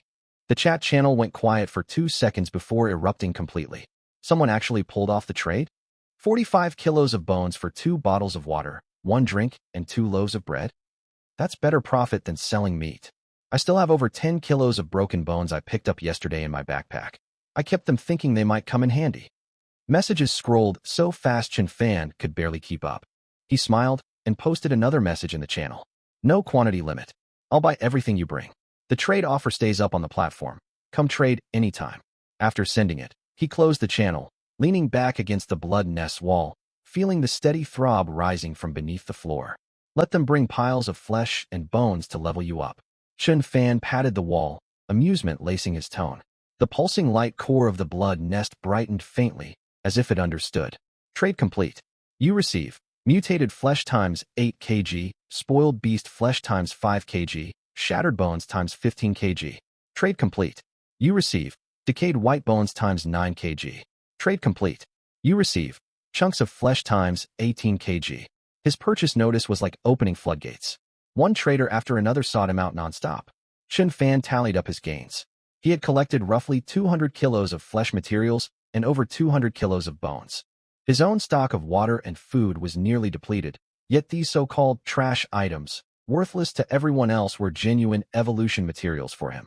He opened the blood nest interface and glanced at the storage bar. Flesh reserves, 310/1000. Bone reserves, 220/500. I still need a lot more. Chen Fan frowned and did a quick calculation. I need flesh to hit 500, bones to hit 250. I'll leave it for tomorrow. Chen Fan took one last look at the slow, writhing dark red veins spread across the blood nest walls, then closed his eyes and drifted off to sleep. The third day, the cold mechanical voice of the survival game echoed inside Chen Fan's mind. The elevator is approaching a floor. Please stand firm and hold on. Chen Fan opened his eyes and rubbed his throbbing temples. He checked his status. Health and sanity were fully restored. If only I had something that continuously drains sanity. Chen Fan sighed. If his sanity could stay pinned at the minimum threshold without negative consequences, all his attributes would surge by 40%. The elevator is arriving at a floor. Select your destination. A. Abandoned factory, normal floor. Sparse supplies. Danger level 1. Warning, a pack of stray dogs inhabits the factory, approximately 5 to 7 individuals. B. West City Commercial Street, apocalyptic floor. Moderate supplies. Danger level 4. Warning, zombie concentrations. Large numbers of zombies roam the streets. C. Misty Marsh, special floor. Rare supplies. Danger level 9. Warning, bizarre environment. Poor visibility. Unknown creatures lurk within. Chen Fan stared at the 3 choices, gaze flicking repeatedly between B and C. Option A was ruled out straight away. Stray dogs did not sound terrifying, yet normal floors yielded too little reward to waste time on. The rare supplies of option C tempted him, but the phrasing bizarre environment, paired with unknown creatures, spelled trouble. He had fought zombies before. They moved slowly with weak attack power. The only risk was infection from bites. With his current arsenal, he should hold his own as long as he was not surrounded. Better yet, zombie corpses were exactly the flesh he needed. I choose B. The floor was locked. The elevator jolted sharply, and numbers flickered across the display panel. Floor locked. Arrival in 30 seconds. Current destination, Backstreet of Jiyuan Institute. Permitted stay duration, 5 hours. The blood nest's light core flared intensely, pulsing far faster than usual, as if it had sensed something. Chen Fan placed a hand on the wall. The warm surface tensed slightly, and the muscle fiber, like veins, constricted. Do you sense something? There was no response, but the light core throbbed even quicker. Ding! The instant the elevator doors slid open, a thick stench of rot washed inward. Chen Fan frowned, gripped his fire axe, and stepped outside. He emerged into a second-floor lounge room. It was small, roughly 7 to 8 square meters, tiled with white flooring now stained beyond recognition. A foldable bed sat in the corner, its bedding blackened and moldy. On the nightstand rested a dust-covered thermos and an open pack of tissues. A door in the lounge stood ajar, leading out to a narrow corridor. Chen Fan crept forward and pushed the door open. As soon as it swung halfway, a dark figure lunged straight through the gap. It was far too fast. Nothing like the sluggish zombies he encountered the previous day. Chen Fan only managed to step backward half a pace. Before he could raise his axe, the creature was already upon him. A blue-gray face, jaws stretched wide, its mouth split all the way to the jawline. Rows of yellowed, jagged teeth snapped straight for Chen Fan's neck. Damn it! Chen Fan instinctively held his fire axe horizontally to block. The zombie's teeth sank hard into the wooden handle, emitting an unnerving creak. The massive impact sent him stumbling 2 steps back until his spine slammed against the wall, rattling every organ inside him. This zombie possessed strength and speed vastly superior to the ordinary ones he fought before. Female zombies could barely shuffle along, yet this one moved with the agility of a living human. Gritting his teeth, Chen Fan shoved hard to push the zombie back half a step. Using the recoil, he swung the fire axe and brought it crashing down onto its skull. Squelch! The blade buried itself in the cranium. The zombie toppled rigidly like a collapsing wall, hitting the tiles with a dull thud. Gasping for breath, Chen Fan leaned against the wall, sweat soaking through his shirt. He stared down at the corpse. Its build bulkier than an average man. Tattered rags hung off its frame, and exposed skin bore a hard, blue-gray texture. What the hell is this thing? Chen Fan knelt down and touched the corpse. Detected loot available. Zombie corpse ×1, approximate 65 kilograms. Add to backpack? Add it. The body vanished from the ground and appeared inside his player backpack. Chen Fan returned to the blood nest and dragged the corpse from his backpack into the grinder's feeding chute. Grinder active. Processing complete. You receive mutated flesh ×45 kg, shattered bones ×18 kg. Flesh reserves 355/1000. Bone reserves 238/500. A commotion echoed up from downstairs. He walked over to the lounge window, pulled aside the grimy curtain halfway, and peered down. His expression darkened instantly. Below stretched a street dozens of meters long, lined with run-down shops, broken signage, and shattered glass. Debris and black stains littered the pavement. 7 or 8 zombies were shuffling toward the center from all directions. Several dozen meters down both ends of the street, thick white fog blurred everything from sight. Chen Fan stared at the fog for several seconds. That marked the boundary of the floor. The street ended there. Beyond lay nothing but churning mist hiding whatever lurked inside. It looked as if this fragment of reality had been sliced cleanly, with endless void and fog beyond the cut edge. It was the first time he laid eyes on a floor boundary, and an inexplicable sense of unease welled up inside him. The ground floor housed a fruit shop. Not large, around 30 to 40 square meters. Shelves lay overturned. All fruit had long since rotted away, leaving only dark brown dried residue covering the floor. The checkout counter tipped over, its drawer gaping empty. Several floor tiles were shattered, signs of a brutal fight having taken place here once. The main entrance was tempered glass, wrapped in multiple loops of thick chain secured by a rusted heavy padlock. The chain pulled the door slightly ajar, leaving a 10-centimeter gap too narrow for an adult to squeeze through. Chen Fan's eyes lit up. He walked to the door and peered through the crack. Several zombies pressed themselves against the glass, their blue-gray faces plastered to the surface, cloudy eyes fixed unblinkingly on him. Their nails scraped against the glass, emitting shrill, squeaking noises. Chen Fan tightened his grip on the fire axe, slid the blade out through the gap, and aimed at the nearest zombie's head. Squelch! He thrust the blade in, pulled it free, and struck again. The zombie convulsed and collapsed. The remaining zombies reacted sluggishly, still jostling against the door. Chen Fan struck them down one by one through the gap, felling 6 zombies.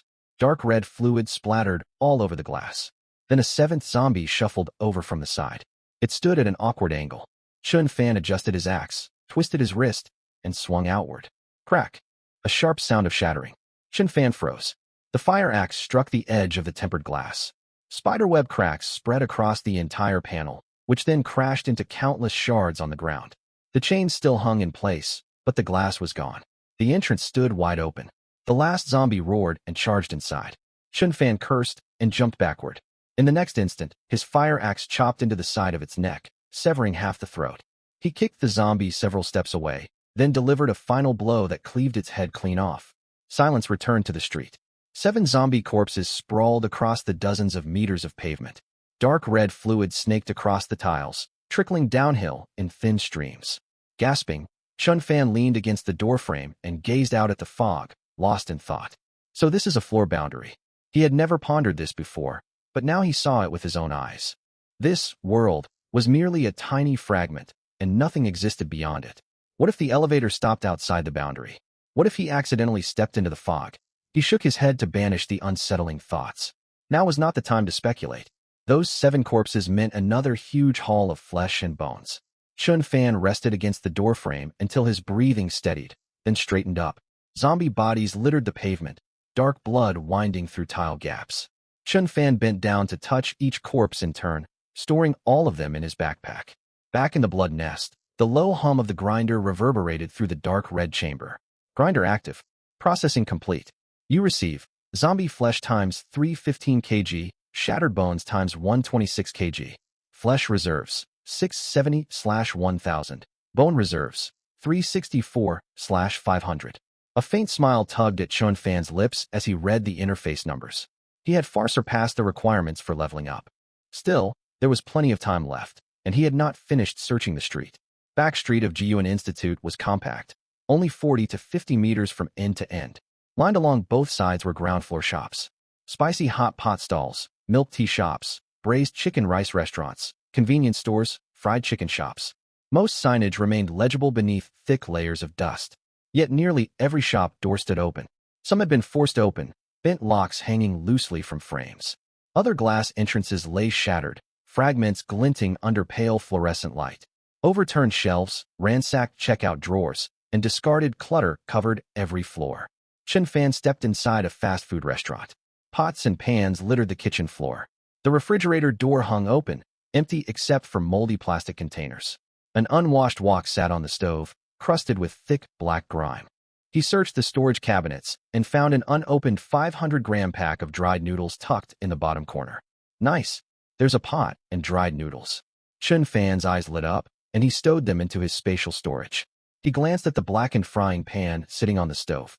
The pan was intact, without cracks or dents. If he scrubbed it clean, it would still work. He bent down, lifted the pan to test its weight, and slipped it into his space. Stepping out of the fast food restaurant, Chun Fan entered the Malatang shop next door. The scene was much the same. Overturned tables and chairs, an open freezer with rotted, blackened ingredients inside. He rummaged through the back kitchen and only found several packs of hot pot base gnawed by rats. The packaging was torn, and most of the chili oil had leaked out. The following shops all lay in similar disarray. Convenience store shelves stood empty. The ice maker in the milk tea shop had been stripped away. Even the stainless steel inner pot of the deep fryer had been pried out from the fried chicken shop. Chun Fan didn't bother searching thoroughly. Each stop took just a minute or two to check counter drawers and floor crevices, picking up random odds and ends as he went. He finally halted in front of a pharmacy. Its rolling shutter was half drawn.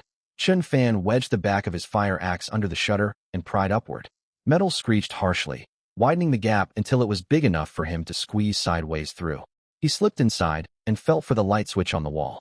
The fluorescent lamp flickered twice and turned on. There's actually electricity? The pharmacy was small.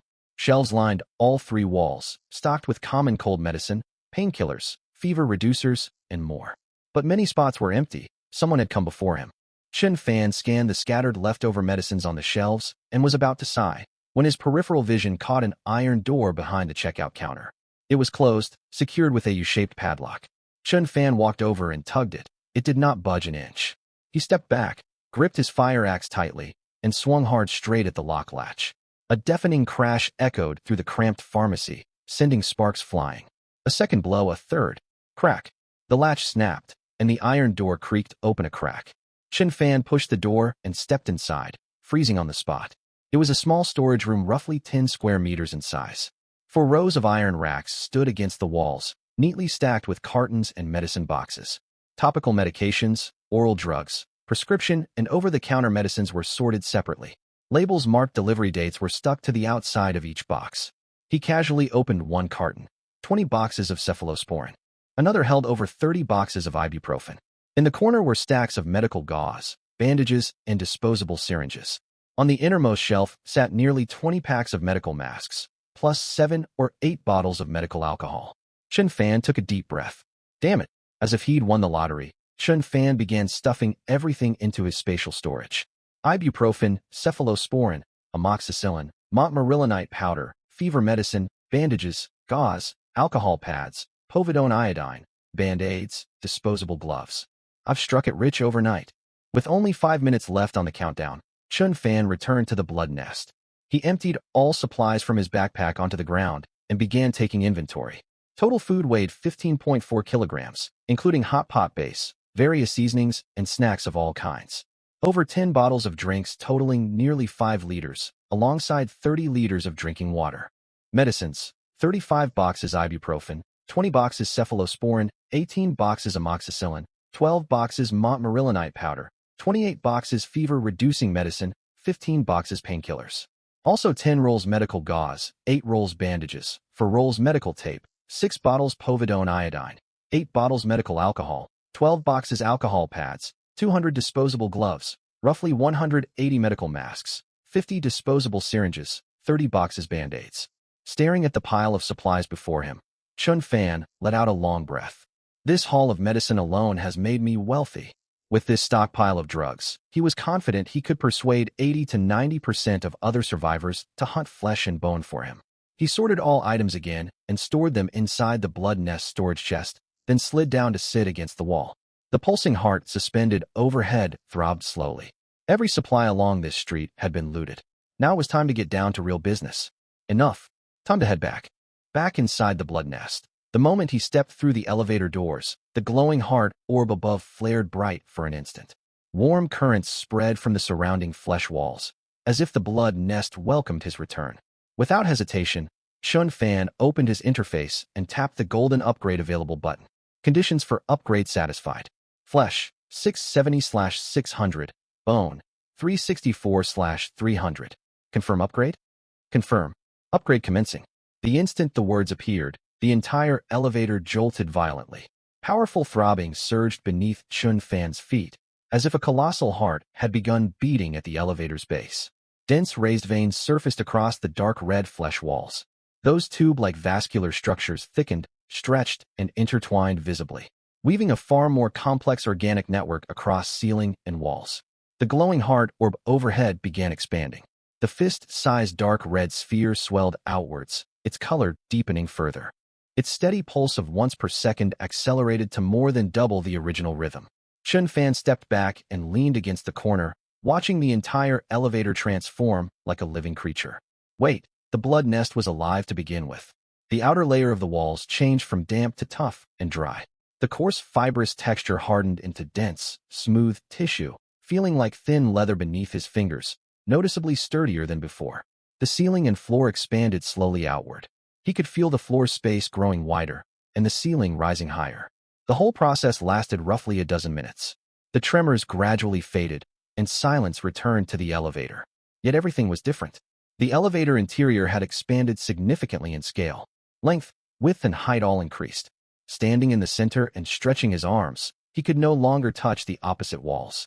The dark red surrounding walls were thicker and deeper in hue, marked with fine striations resembling muscle fibers. The heart overhead had grown to twice the size of a fist, radiating softer, steadier light like a dark red chandelier hanging above. Chen Fan pulled up his interface, and updated statistics appeared. Name: Blood Nest A Juvenile. Level: 2.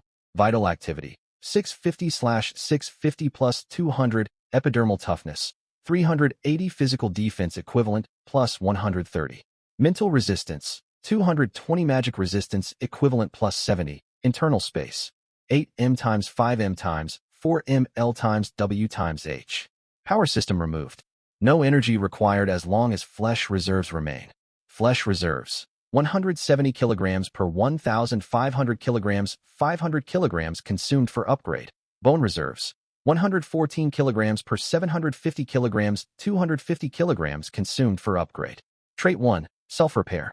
Consume flesh reserves to restore vital activity. Trait 2.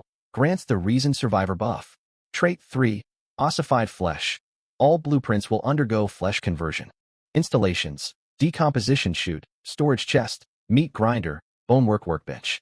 Bonework workbench. Consume bone reserves to craft basic bone tools and weapons, and repair durability on all weapons forged from this station.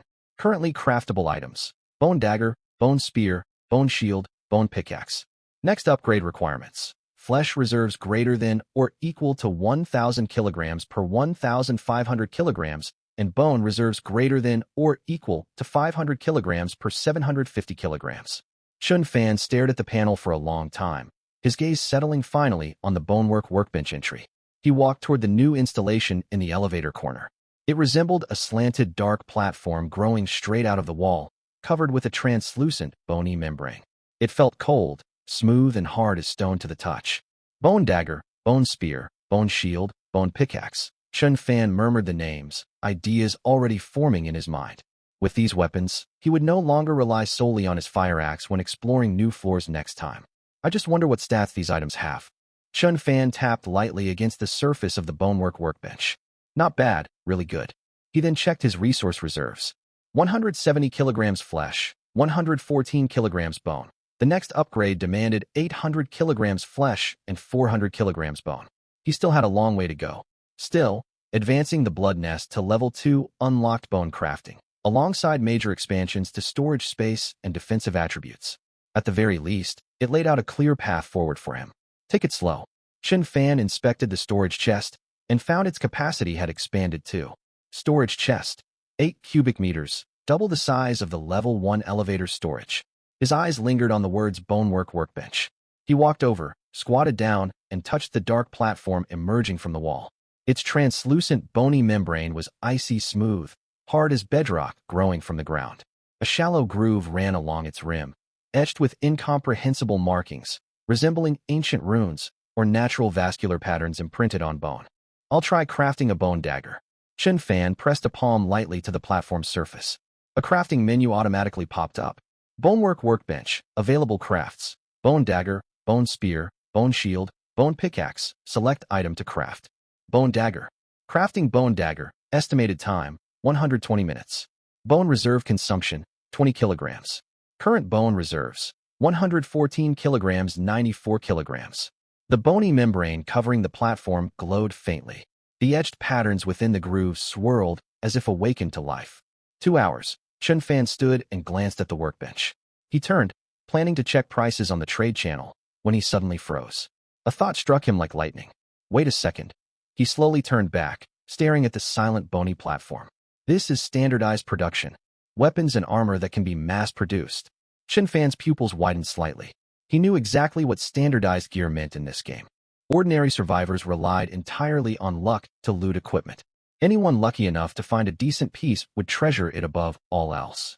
Standardized production meant consistency, uniformity, reproducibility. As long as materials held out, he could churn out endless weapons. If these bone daggers have decent quality, tier 3 grade, maybe with special attributes, he drew in a deep breath. I can draw resources from thousands of survivors across this whole zone straight to me. Who wouldn't trade spare supplies for a reliable weapon? In this hellish game, weapons meant the difference between living and dying. Thousands of survivors in the region explored different floors each day, gathering wildly varied resources. Many held goods others desperately needed, yet could not barter for what they wanted. If he could reliably supply weapons and armor, survivors would actively bring their most valuable resources straight to his door. No rush. Let's wait and see what quality the finished bone dagger turns out to be. Suppressing his excitement, Chun Fan sat beside the storage chest and opened the trade hub. He composed a new trade offer and posted it. Wanted: all blueprints, special resources, items of unknown function. Payment available: medicines, anti-inflammatories, fever reducers, painkillers, antibiotics, etc. Note: blueprints prioritized. Message privately with images and offers. He reposted the same notice in the regional chat channel. The channel fell silent for 2 seconds, then erupted instantly. Whoa, medicines. Someone has medicine? Anti-inflammatories and fever meds? How the hell did you get those? I spiked with fever a couple days ago and nearly died trapped in my elevator. Begged everywhere for drugs and nobody helped. Mate, do you have every kind? Amoxicillin? My leg wound is infected. Without medicine, I might lose the limb. Blueprints? I've got a fence blueprint. How much medicine can I get for it? You'll take any blueprint? I looted a simple workbench blueprint ages ago and sold it thinking it was useless. I want to kick myself now. Messages scrolled too quickly for Chen Fan to read them all. He was about to post a reply telling everyone to send private messages with photos and prices when a private notification popped up. Private message sender, Wang Ping. Brother, I've got a tier 3 weapon. Will you trade it for your medicine?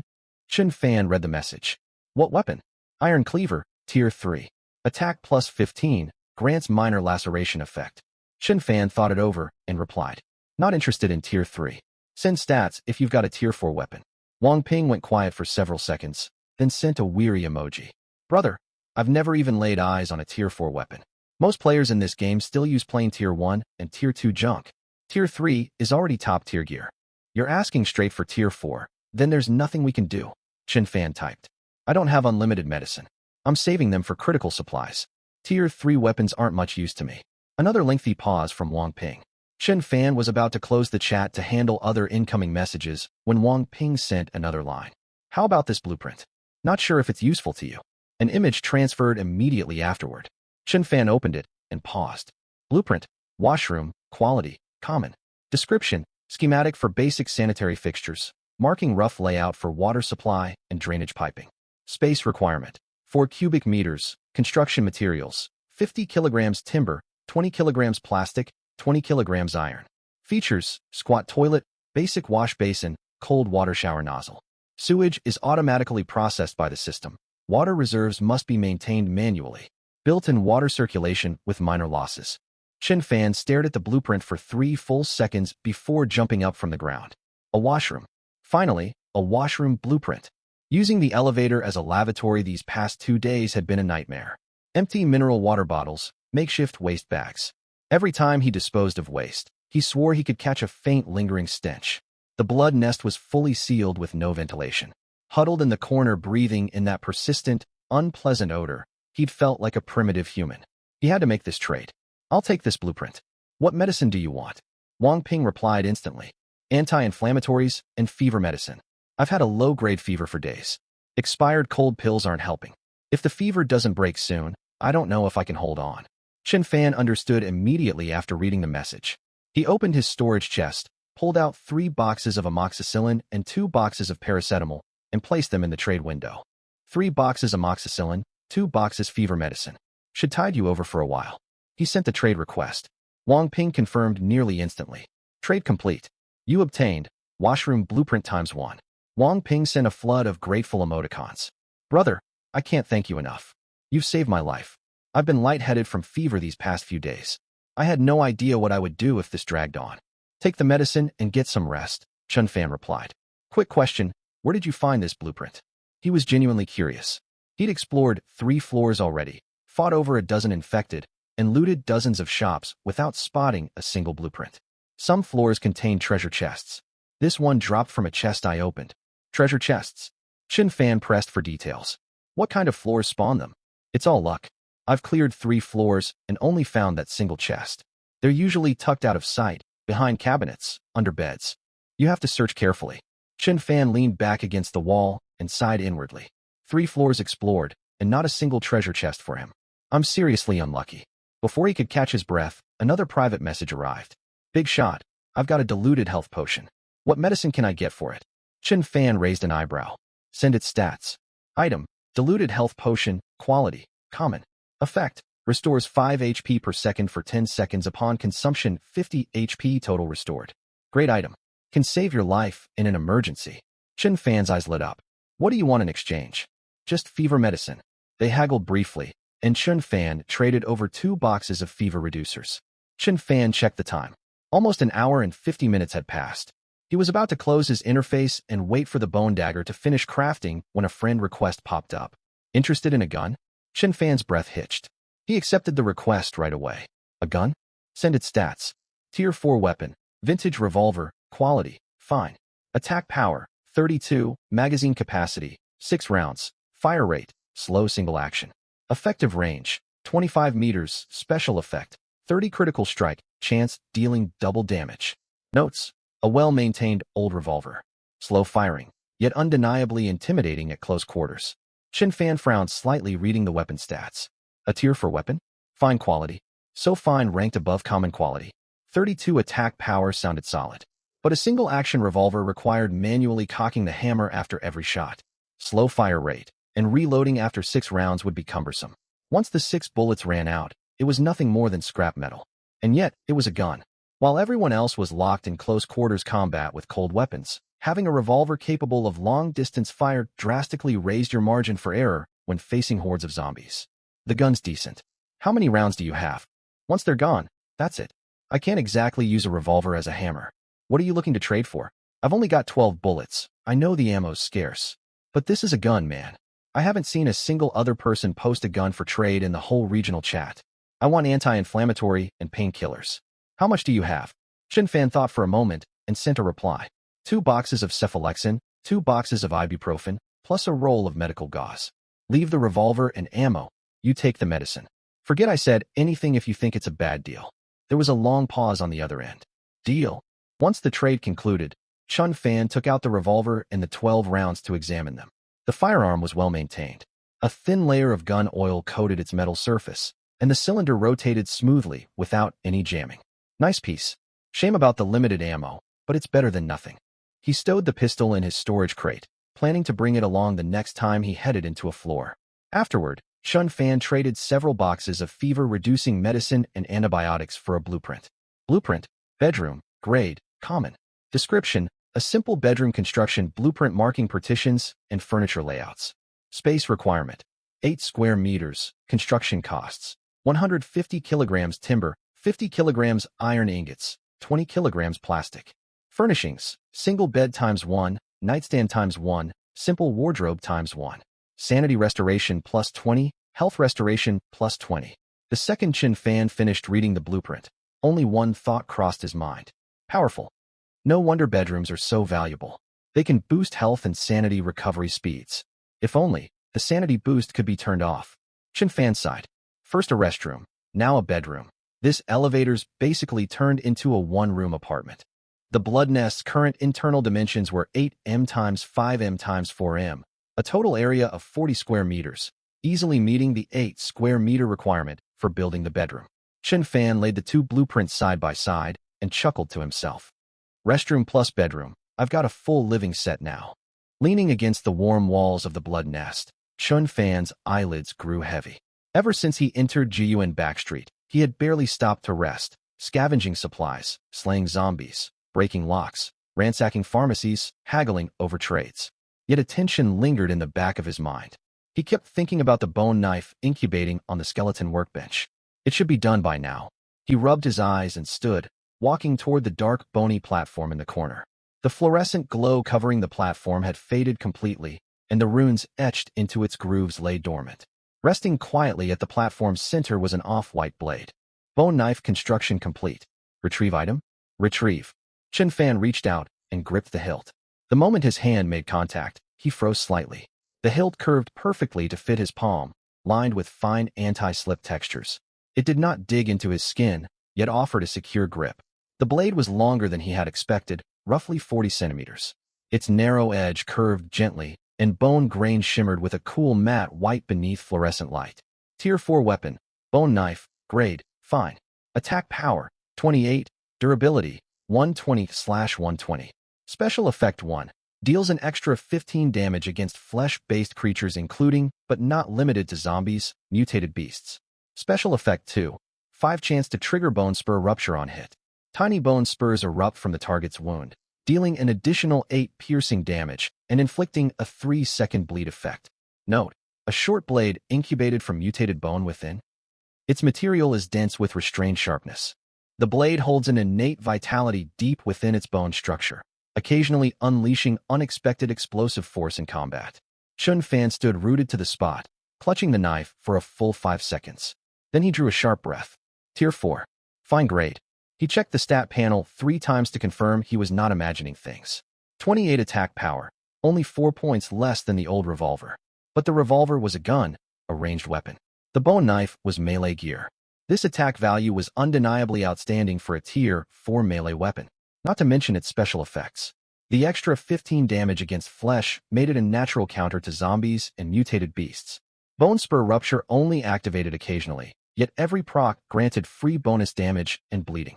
The cumulative effect would add up significantly in prolonged fights. He swung the blade twice through the air. It handled even better than he hoped. The center of weight sat half an inch forward on the hilt. When he swung, the tip naturally led forward, maintaining a stable slashing trajectory without extra effort. 2 hours for one Tier 4 fine-grade weapon. Chun Fan slowly lowered the knife as his mind raced with calculations. 1 every 2 hours meant 12 per day. 12 Tier 4 weapons. Chun Fan took a deep breath and slowly exhaled. Holy hell, am I about to strike it rich? A steady output of 12 Tier 4 weapons daily. How many people in the entire regional chat even possessed a single Tier 4 weapon right now? When he traded medicine for the revolver earlier, the other party had explicitly stated they had not seen anyone else offer a gun for trade. That proved Tier 4 equipment was among the rarest commodities in the current stage of the survival game. And he could craft 12 every single day? Wait a second. A thought suddenly struck him, and his smile faded. He could craft them, but someone needed to monitor the workbench throughout the process. Staying here every 2 hours was not feasible long-term. During the day, he could remain inside to organize supplies, negotiate trades, and carry out construction. Collecting a finished blade every 2 hours would work fine. But what about when he slept at night? What about when he left to complete missions on other floors? Whenever the workbench sat idle, resources and time went to waste. Chun Fan leaned against the wall and frowned. I wish this thing could run on its own, he mumbled to himself, then suddenly went still. He lifted his gaze toward the dark red heart hanging overhead. Little blood. The heart pulsed once, its glow brightening slightly. You're alive. Can you operate the workbench for me? Chun Fan waited more than 10 seconds, but no obvious response came. Forget it, pretend I didn't. He cut himself off mid-sentence. The skeleton workbench. Right before his eyes, the dark bony platform lit up of its own accord. Runes within the grooves began flowing once more, and the familiar faint hum of vibration rose from deep within the platform. A bone embryo slowly rose from its center, identical in shape to the preliminary form the bone knife had taken before completion. The workbench had activated autonomously. It had begun crafting the next bone knife automatically.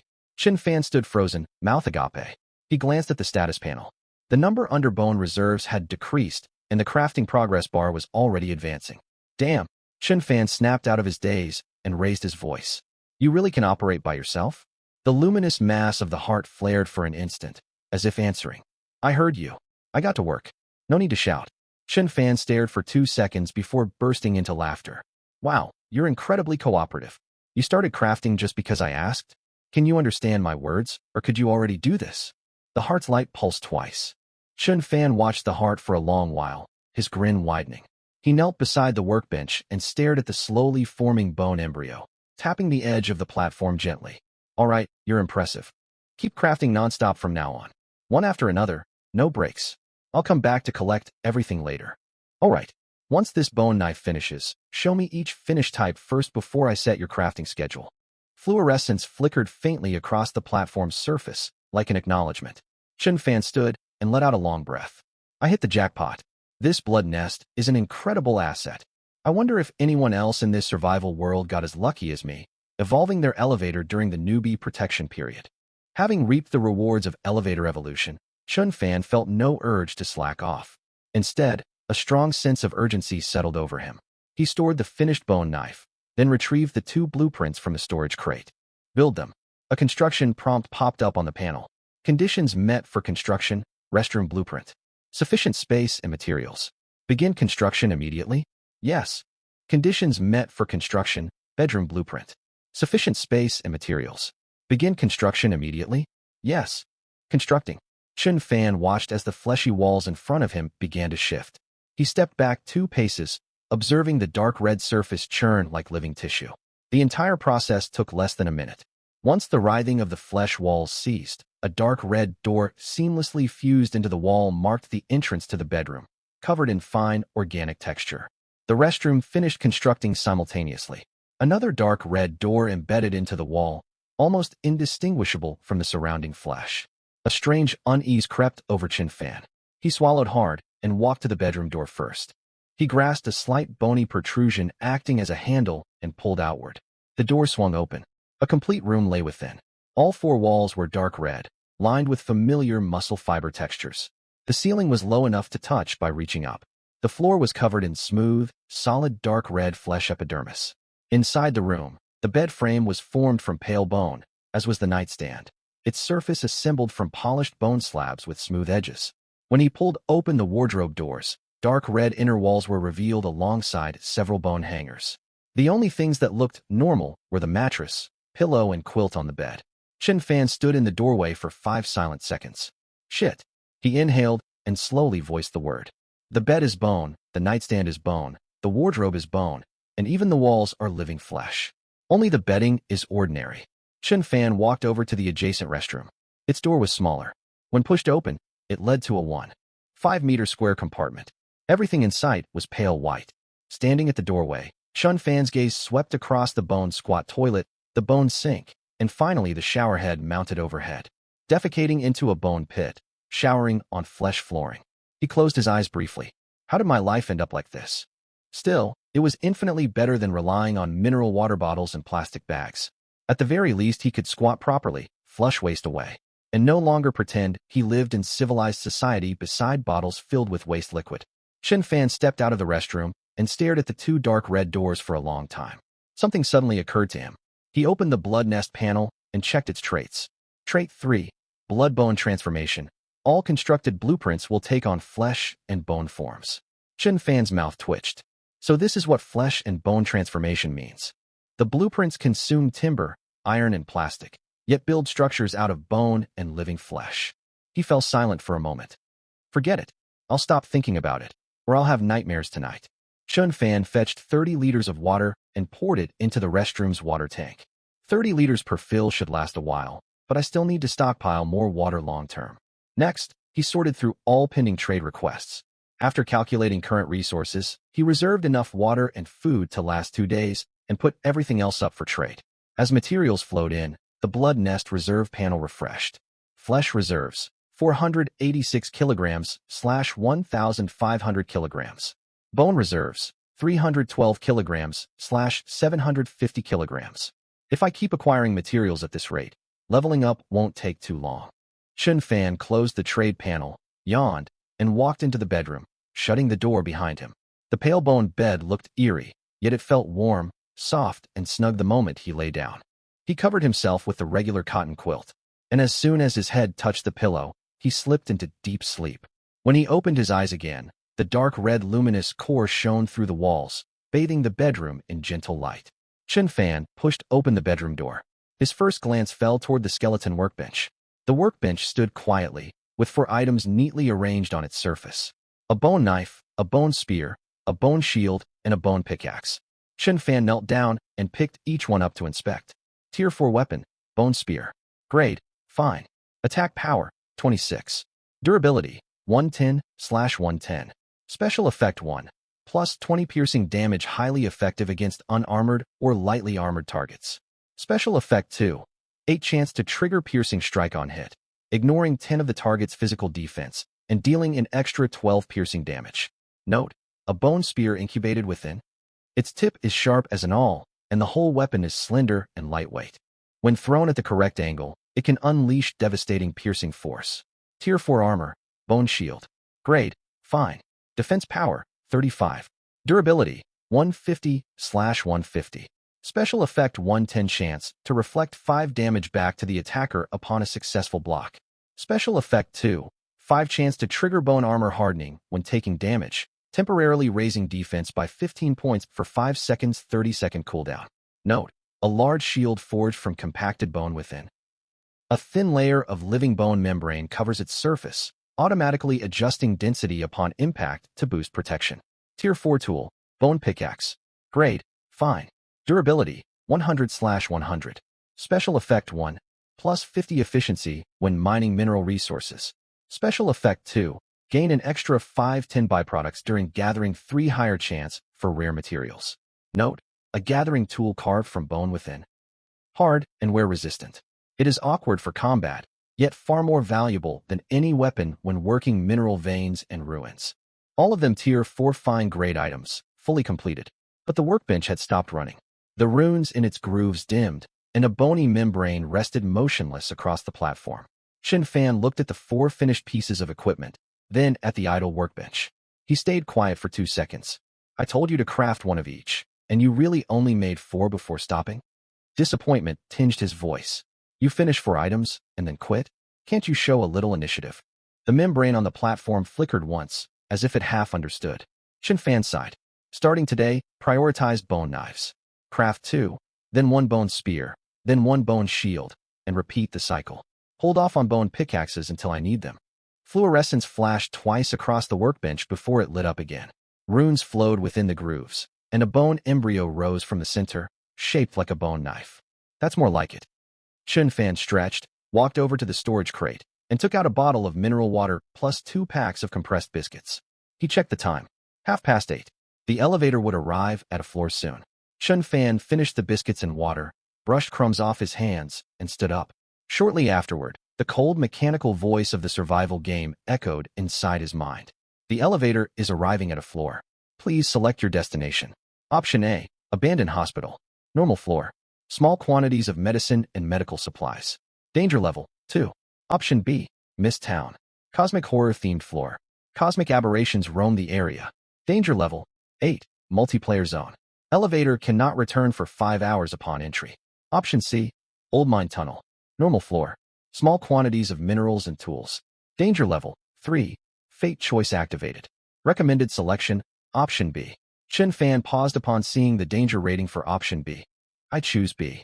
He had no other choice. The other locations offered too few supplies. Besides, he should be able to handle danger level 8.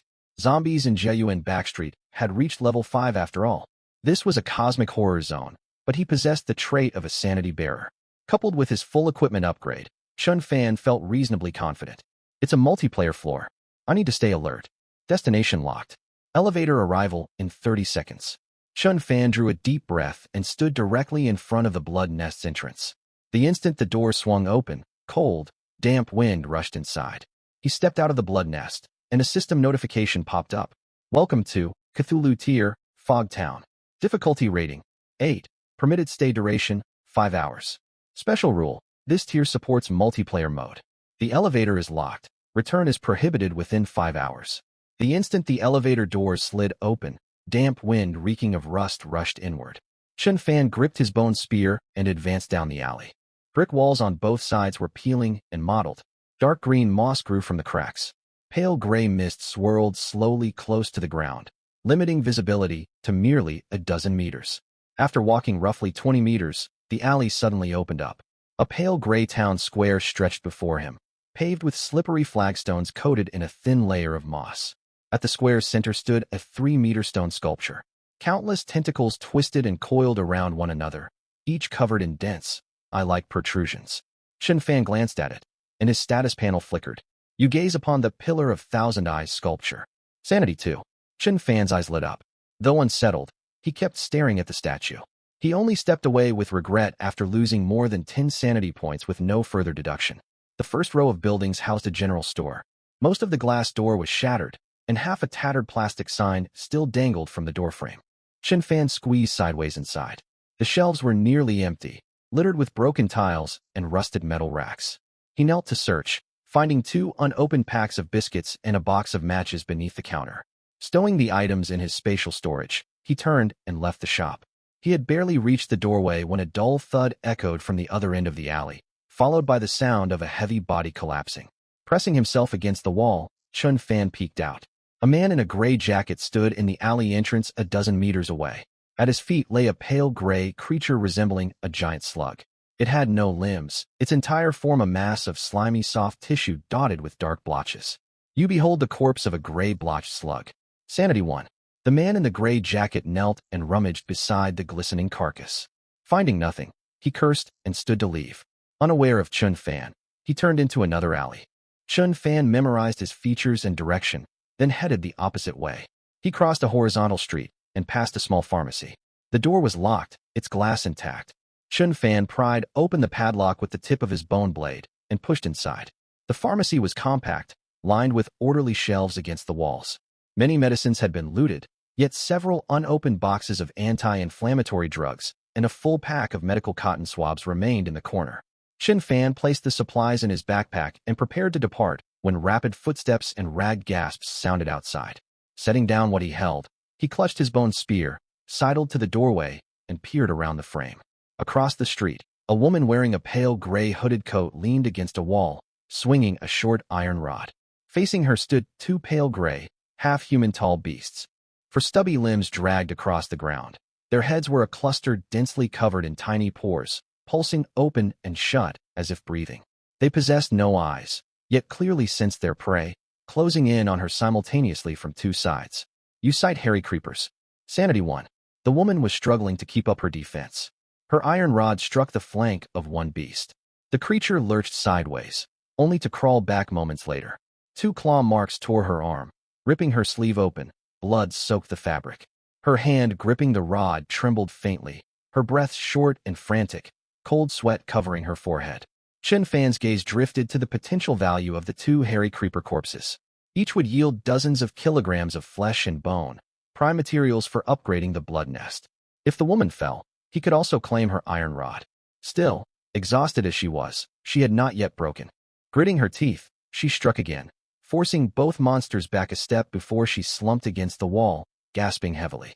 Chun Fan stepped out from the pharmacy doorway, bone spear raised. Sensing new movement, the two hairy creepers turned toward him. Chun Fan did not hesitate. The bone spear stabbed sideways into the first beast's head, piercing its porous cranium. Milky fluid gushed forth, and the creature convulsed before going limp.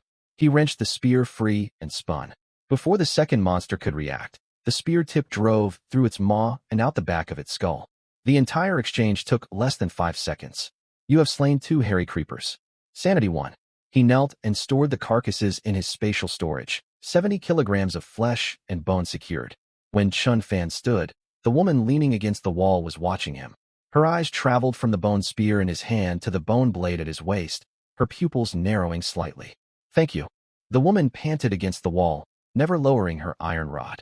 Chun Fan gave her a glance. What's your current sanity? The woman hesitated, then answered. 74. Chun Fan nodded. 74. Another drop would push her below 50. He turned to leave. He had walked only a short distance when footsteps followed behind him. The woman trailed after him, maintaining a full 5 meters of distance. Chun Fan glanced back at her, bemused. What are you doing? Her lips twitched, and she spoke softly. I want to propose a partnership. A partnership? What terms do you have in mind? Chun Fan sized her up. She was quite attractive, but beauty meant nothing here. Noticing his stare, the woman's ears flushed. I possess an ability. I can sense the locations of nearby treasure chests. Chun Fan's eyes widened instantly. What? Unrual. Chun Fan's grip on the bone spear stiffened. Say that again. You can sense treasure chests? Startled by his reaction, the woman instinctively stepped half a pace backward. Yes, my ability is treasure sense. It detects treasure chests on this tier. The precision isn't perfect, but it works. Chun Fan stared at her for several seconds, his mind racing. Her ability directly pinpointed treasure chest locations. In this deadly game, where everyone hunted blindly by chance, the value of such power was self-evident. When he remained silent, the woman bit her lip and took the initiative to speak. We split whatever we find 50-50. Chun Fan recovered, ignoring her offer to pose another question. If you have this ability, why not hunt for chests alone? With caution, you ought to stand a chance to claim them. You readily revealed your power to me. Aren't you afraid I'm dangerous? The woman's expression shifted subtly. I tried. I sensed the first chest on this tier, but when I approached, 2 of those creepers ambushed me. I barely escaped alive. The second chest is near a well. Before I got close, I heard something crawling up from below. I dared not go down. She lifted her head to meet his eyes, weary yet calmly resolute. I cannot obtain these chests by myself. This tier's difficulty far exceeds my capabilities. Besides, she paused. You chose to save me. Odds are, you are not the ruthless type. Chun Fan raised an eyebrow and said nothing. Even once we leave this tier, having an ally with my ability should benefit a powerful fighter like you, shouldn't it? Chun Fan studied the pale woman speaking with clear logic, revising his opinion of her upward. Fear and panic were evident. Yet she could articulate her thoughts coherently amid terror. She was sharp-minded. He fell silent for 2 seconds, then spoke. We can cooperate.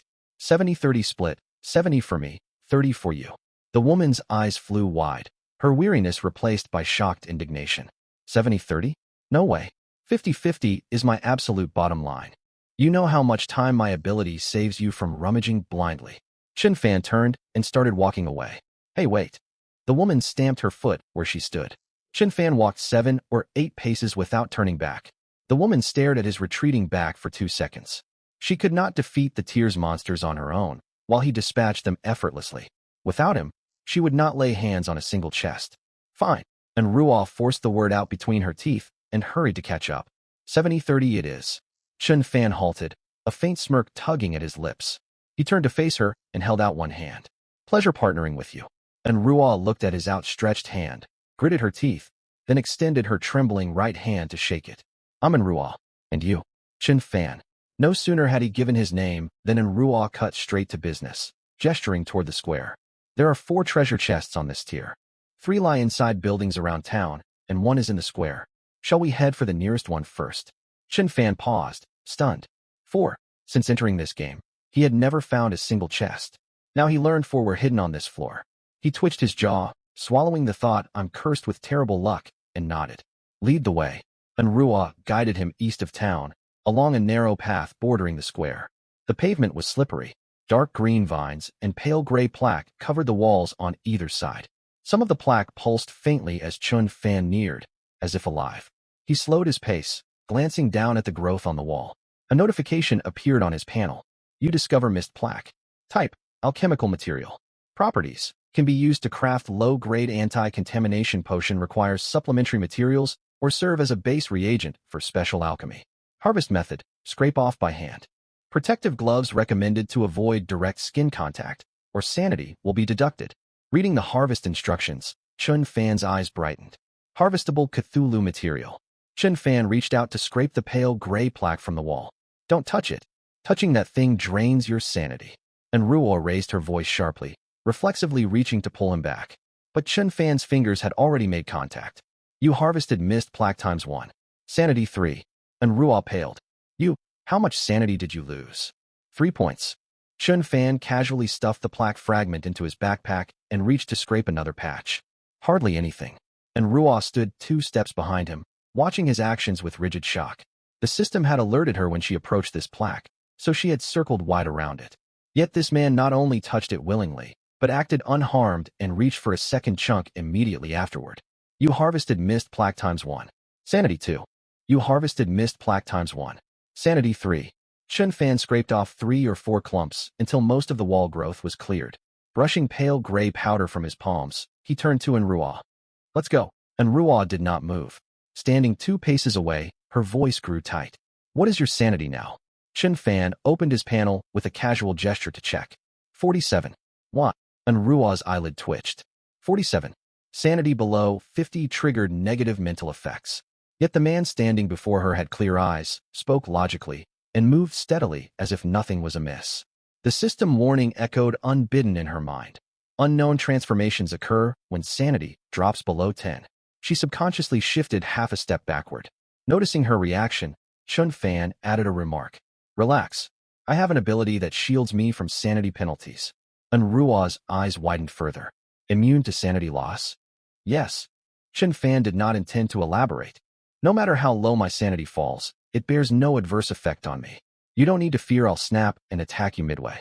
And Ruoff studied him for several seconds, attempting to judge whether he spoke the truth. In the end, she asked no further questions, merely pressing her lips together. The pair followed the path until they reached a 2-story brick building. Several sacks of moldy cement piled before the entrance. Most windows were boarded shut. The lock was heavily rusted, and Chen Fan pried it open after a few strikes with his bone blade. Pushing the door open revealed an empty hall on the ground floor. Broken glass and collapsed ceiling fragments littered the floor, and thick, choking dust hung in the air. And Ruoff stopped at the doorway, closing her eyes to sense the area, then pointed beneath the staircase at the back of the hall. It's in there. Chen Fan walked over, brushing aside a fallen ceiling slab in the corner to uncover a wooden trapdoor. He lifted the lid. Beneath rested a dull iron chest roughly the size of two shoeboxes placed side by side, dust coating its surface. When his hand touched the chest, a system alert emerged. You have found a black iron treasure chest. Chests cannot be opened while within the tier. Return to the elevator to unlock it. Can't open it. Chen Fan frowned. You have to leave the tier first, and Ruo said, stepping over to kneel beside him. Chen Fan lifted the entire chest and placed it into his spatial storage. The moment he stood, heavy breathing echoed from the doorway. Chen Fan instantly summoned his bone shield, gripping his bone blade in his right hand. Two figures blocked the entrance. One tall and burly, the other short and scrawny, both armed. The burly man wielded a sledgehammer. The smaller one clutched a pipe wrench. Both were splattered with pale gray slime and dust, their faces grim. Their eyes lit up sharply when they spotted where Chen Fan had stowed the treasure chest. The burly man spoke first. Buddy, finder's share. It's only fair we get a cut of whatever's inside that chest. Chen Fan froze mid-motion with his bone blade, bone shield held across his chest. Barely after the burly man finished speaking, his gaze caught sight of the bone shield materializing out of nowhere beside Chen Fan. His pupils contracted violently. The scrawny man beside him saw it too. Earlier, they had only noticed Chen Fan's bone blade. Though the weapon looked unusual, it was just one blade. Now a formidable, obviously rare shield materialized from thin air. The two men exchanged a glance, and Ruo pressed against the wall behind Chen Fan. Her back tensed the instant she heard voices at the door. She tightened her grip on the iron rod, stepping half a pace back, angling her body with her toes pointed toward the exit, ready to flee at any moment. Then she saw the bone shield materialize in Chen Fan's grasp, a heavy, sturdy barrier covering most of his flank. And Ruo's breathing steadied. Her fingers never loosened on the rod, yet she retreated the half-step and repositioned herself firmly behind Chen Fan. Chen Fan ignored Ruo, his gaze fixed on the two men in the doorway. His sanity was locked at 40, granting a 10% boost to all attributes. It was only a modest increase, yet his body could feel the subtle enhancement. I claim this chest, Chen Fan said. I suggest you find someone else to target. The burly man stretched his lips into a hollow smile. Don't be so stubborn, pal. We're not the only players on this tier. If you hog that treasure all for yourself, word will spread, and you'll face far more than just the two of us. Chen Fan said nothing. The scrawny man tugged the burly man's sleeve and whispered something too quiet to hear. The burly man frowned as he listened, his expression shifting. His eyes swept again over Chen Fan's bone shield and bone blade. All right, buddy, you win. He stepped backward, letting the sledgehammer hang loosely at his side. We'll leave the chest alone today. But remember, there are still hours left on this tier. Don't let us cross paths again. He turned to walk out, the scrawny man following half a step behind. Seeing them turn away, and Ruo's shoulders relaxed. She stepped out from the wall to Chen Fan's side and lowered her voice. They're leaving. We should. The burly man suddenly spun around. His conciliatory expression vanished, replaced by vicious savagery. He pushed hard off his right foot, charging forward like an enraged boar. He swung the sledgehammer in a wide arc, aiming straight for Chen Fan's head, roaring, strike. At nearly the same instant, the scrawny man lunged from the left, jabbing the open jaws of his pipe wrenched toward Chen Fan's torso. The two executed a pincer attack from either flank, their movements coordinated with frightening speed, clearly planned beforehand. And Ruo let out an involuntary scream. Watch out. Luckily, Chen Fan had never fully let his guard down. The burly man had retreated far too quickly. The hammer crashed downward, only to be blocked by the bone shield. A deafening clang exploded within the spacious hall as the burly man's hammer slammed against the surface of the shield. The shock sent a numbing tremor up Chen Fan's arm. Yet the bone shield remained intact, not a single point of durability lost. Just as the lanky man lunged forward, driving a pipe wrench in from the left, Chen Fan swept his bone blade to intercept. The blade clashed against the wrench, screeching with harsh metal friction. The impact numbed the lanky man's tiger's mouth, nearly tearing the wrench out of his grasp. Attack! The burly man roared once more, swinging his hammer for a second blow. Chen Fan chose not to block this time. He sidestepped the hammerhead and slashed upward with his bone blade. The edge cut across the burly man's right forearm. Skin split open and blood splattered. He let out a shrill scream, and the hammer clattered to the ground. Chen Fan did not pause. He rammed his shield forward into the man's chest, sending him staggering backward, then brought the bone blade chopping down. The blade sank in beneath his left collarbone. Chen Fan pulled the blade free and stepped back. The burly man clutched his chest and collapsed. Blood foam frothed from his mouth. His eyes widened, their focus fading rapidly, until he lay completely motionless. The entire fight had lasted less than 10 seconds. The moment the lanky man saw his partner fall, his face drained of all color. Abandoning his wrench, he spun and fled toward the exit. He ran fast, darting out of the hall and into the alley outside within a few strides. Do you really think you can escape? Chen Fan's bone blade vanished from his hand. A bone spear materialized instead. He tensed his right arm and hurled it with full force. The bone spear sliced through the air with a sharp whistling howl. It pierced the lanky man's back in the alley, the tip bursting out through his chest before embedding itself firmly into the brick wall opposite. The man's body hung suspended from the spear for 2 seconds. His limbs convulsed violently, then went still. Piercing strike triggered. Ignores 10 of the target's physical defense and deals an additional 12 piercing damage. When Chen Fan walked over, the body pinned to the wall still twitched faintly. He gripped the shaft of the bone spear and pulled it free. The corpse slid down the wall onto the flagstones, leaving a dark crimson drag mark behind it. Silence settled over the hall, and Ruo stood in the doorway, frozen stiff. Chen Fan's complexion was somewhat pale. His jaw was tightly clenched, and a thin layer of sweat glistened on his forehead. Taking a life affected him far more deeply than he had anticipated, and Ruo parted her lips. She glanced at the body on the ground, then back at Chen Fan, and involuntarily shuffled half a step backward. Her rational mind told her this man had saved her, but instinct stirred an inexplicable dread when she caught the brief hollow emptiness in his gaze after the killing. Are you all right? And Ruo's voice came out hoarse. Chen Fan shook his head and knelt beside the burly man's corpse. He began patting down the body to search for useful items, when a system prompt suddenly popped up. Detected deceased survivor. Open the target's personal storage space. A survivor's storage will dissipate half an hour following death. Chen Fan froze. Then his eyes lit up abruptly.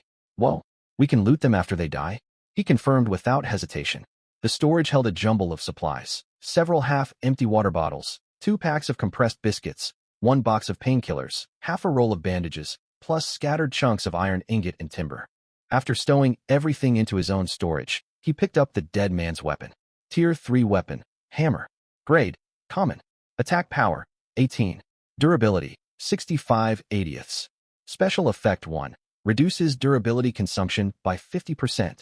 Chen Fan stood and walked over to the lanky man's body in the alley, opening his personal storage next. His loot was even sparser. Half a pack of compressed biscuits, 1 bottle of mineral water, scraps of plastic and timber. Tier 3 weapon, pipe wrench. Grade, common. Attack power, 12. Durability, 48/70ths. Special effect 1. 10 chance to inflict joint dislocation on hit, lowering the target's attack power by 5 for 10 seconds. Chen Fan hesitated and looked toward the 2 corpses. His storage was nearly full. It could barely fit both bodies. I'll pass on fellow humans. He turned and walked back into the hall, wherein Ruo still stood waiting. She watched Chen Fan return. Her gaze lingered briefly on his blood-stained bone blade before she lowered her eyes. Let's go. Time for the next treasure chest. And Ruo nodded, asking no further questions. She followed roughly 2 paces behind him, keeping a moderate distance between them. Chen Fan's color had improved a little. The shock of the kill was wearing off. They headed through the alley toward the well. Chen Fan walked in front, and Ruo trailing behind, wrapped in a long stretch of silence. Was that your first time? And Ruo spoke suddenly. Chen Fan's footsteps halted for a moment, and he uttered a quiet, and Ruo asked nothing more. She quickened her pace to walk beside him. The 3-step gap shrank to 2, until they were walking shoulder to shoulder. Turn right ahead. The well is over there. Chen Fan glanced sideways at her, saying nothing. They turned right down the alley. After walking less than 50 meters, they spotted the well. Several planks were crisscrossed over the opening. Gray-green damp moss grew along the wood's edges, and a damp moldy stench seeped through the gaps. And Ruo stopped roughly 3 meters away from the wellhead. She closed her eyes to sense something, then opened them and nodded at Chen Fan. It's down there. Chen Fan sheathed his bone blade at his waist. He knelt and pried the planks loose with the blade tip, leaning forward to peer down. The well walls were slick, coated in dark green algae across the stonework. A shallow layer of muddy water pooled at the bottom, its surface glinting with murky dim light, depth impossible to judge. He grabbed the rusted iron ladder fixed to the well edge and tugged hard. It felt sturdy enough. He swung his legs over and climbed downward. Halfway down, movement stirred within the muddy water below. A pale gray mass surfaced, the countless breathing holes across its head fluttering as it stretched toward Chen Fan. Holding onto the ladder with one hand, he drew his blade with the other. When the creature's head reached his feet, he drove the bone blade straight into it. The bone blade slid through soft tissue with almost no resistance. Milky white fluid oozed along the edge. The creature convulsed twice and went still. He released his grip and jumped down into the muddy water at the bottom. He stowed the corpse into storage, then prodded the mud with his blade until it struck something hard. Scraping away the muck revealed another black iron treasure chest. Next one. Chen Fan clambered back out of the well, soaked from head to toe. Well water, mud, and that milky fluid clung to his clothes, carrying an indescribable fishy tang. And Ruoh held out half a pack of tissue paper. He took it, wiped his face, and without another word set off toward the northern part of the town. The third treasure chest lay in the basement of an abandoned wooden house in northern town. No monsters guarded it this time, yet the basement entrance was completely blocked by collapsed shelving. Chen Fan spent nearly 20 minutes clearing a passage. The chest sat tucked inside a rotting wooden crate, and Ruoh stood on the stairwell to pinpoint its location with her sensing ability, and Chen Fan descended to retrieve it before climbing back up. Chen Fan slipped the final black iron chest into his personal storage, brushed dust off his hands, and let out a long breath. A smile tugged at the corner of his mouth, undisguised satisfaction showing on his face. Beside him, and Ruoh frowned and finally could not hold back any longer. Wait a minute. 4 treasure chests. You've taken 3. And Ruoh spoke, holding back frustration. We agreed on a 70-30 split. 3 out of 4 means I'm getting ripped off. Chen Fan paused, coughing awkwardly. I'm a straightforward guy, honestly terrible with numbers. Looks like I've taken more than my fair share. And Ruoh's cheek twitched, though she had no real intention of flying into a rage. Her sanity value had already dropped to 43. Add Chen Fan's evident combat strength, and no matter how dissatisfied she was, she dared not break their alliance. She simply sighed, sounding helpless. Forget it. 1 chest is better than nothing. Hold on. Chen Fan pulled a thumb-sized glass vial out of his backpack and held it out to her. Take this. It's far more valuable than what you're missing out on. The vial still carried the warmth of Chen Fan's palm when Ruoh took it. It held half a vial of gray-blue liquid that glowed faintly under the lamplight. She opened its property panel, and her pupils constricted sharply. Item: Sanity Stabilizing Potion, Grade, Fine. Effect: Instantly restores 30 sanity upon consumption. Effect boosted to 50 sanity if consumed while sanity is below 50. No side effects. Her current sanity stood at 43. Drinking this would push her straight back above 90. And Ruoh gripped the vial, her fingers tightening slightly. She looked up at Chen Fan. The weariness and faint wariness in her eyes faded, replaced by a solemn, earnest expression. Chen Fan, this is far too precious. My sanity is dangerously low. This potion is practically a lifeline for me. I owe you a favor. Chen Fan waved his hand casually. We've survived plenty of danger side by side. No need to be so formal. After saying side by side through hardship, his gaze flickered, and he quickly added another line. Though, of course, someone with your treasure-sensing talent will definitely come across great loot later. Think of this as an advance investment. And Ruoh's solemn expression faltered at the word investment, and her mouth twitched. All right, I get it. I'll prioritize you whenever I find good items in the future. Happy. Chen Fan smiled with satisfaction, then sobered and turned toward the town square. The last one's at the square? And Ruoh nodded. Near the base of the stone pillar. Let's go. The two walked shoulder to shoulder into the square. Thin mist drifted close to the ground. Their footsteps made soft sounds against the slippery flagstones. The further they ventured toward the square's center, the thicker the cold, damp aura in the air became. An intangible sense of oppression weighed down on their heads and shoulders like invisible hands. Then they saw it. A humanoid figure. It stood roughly 5 meters in front of the stone pillar, facing the direction they had come from, completely motionless. Its build matched that of an average adult male, yet its entire body was covered in a layer of pale gray, cracked crust resembling dried mud. Several bone spurs of varying thickness jutted out from its joints. Where facial features ought to have been, there was only a smooth, shallow concave surface. A vertical slit ran down its center, and deep within the crack, faint dark red light flickered slowly on and off. Twisted Spawn. It did not move. It simply stood there, that vertical slit aimed straight at them, as if observing the two humans. Then a system prompt appeared. You are being observed by a Twisted Spawn. Sanity 3. You are being observed by a Twisted Spawn. Sanity 3. Sanity Savant talent negates this loss. Chen Fan blinked upon seeing the second notification. He fixed his gaze on the humanoid creature, tightening his grip around the bone blade. And Rua's face turned deathly pale, and she lowered her voice to a whisper. Could this be what happens to survivors whose sanity drops below 10? Chen Fan nodded, never taking his eyes off the twisted spawn. Most likely. And Rua's body stiffened.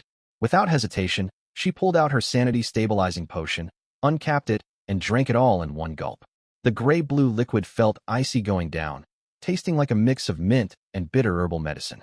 Once it slid past her throat, it felt as if a block of ice had settled inside her chest. The chill spread rapidly throughout her body. You consumed sanity-stabilizing potion. Sanity plus 10. You consumed sanity-stabilizing potion. Sanity plus 10.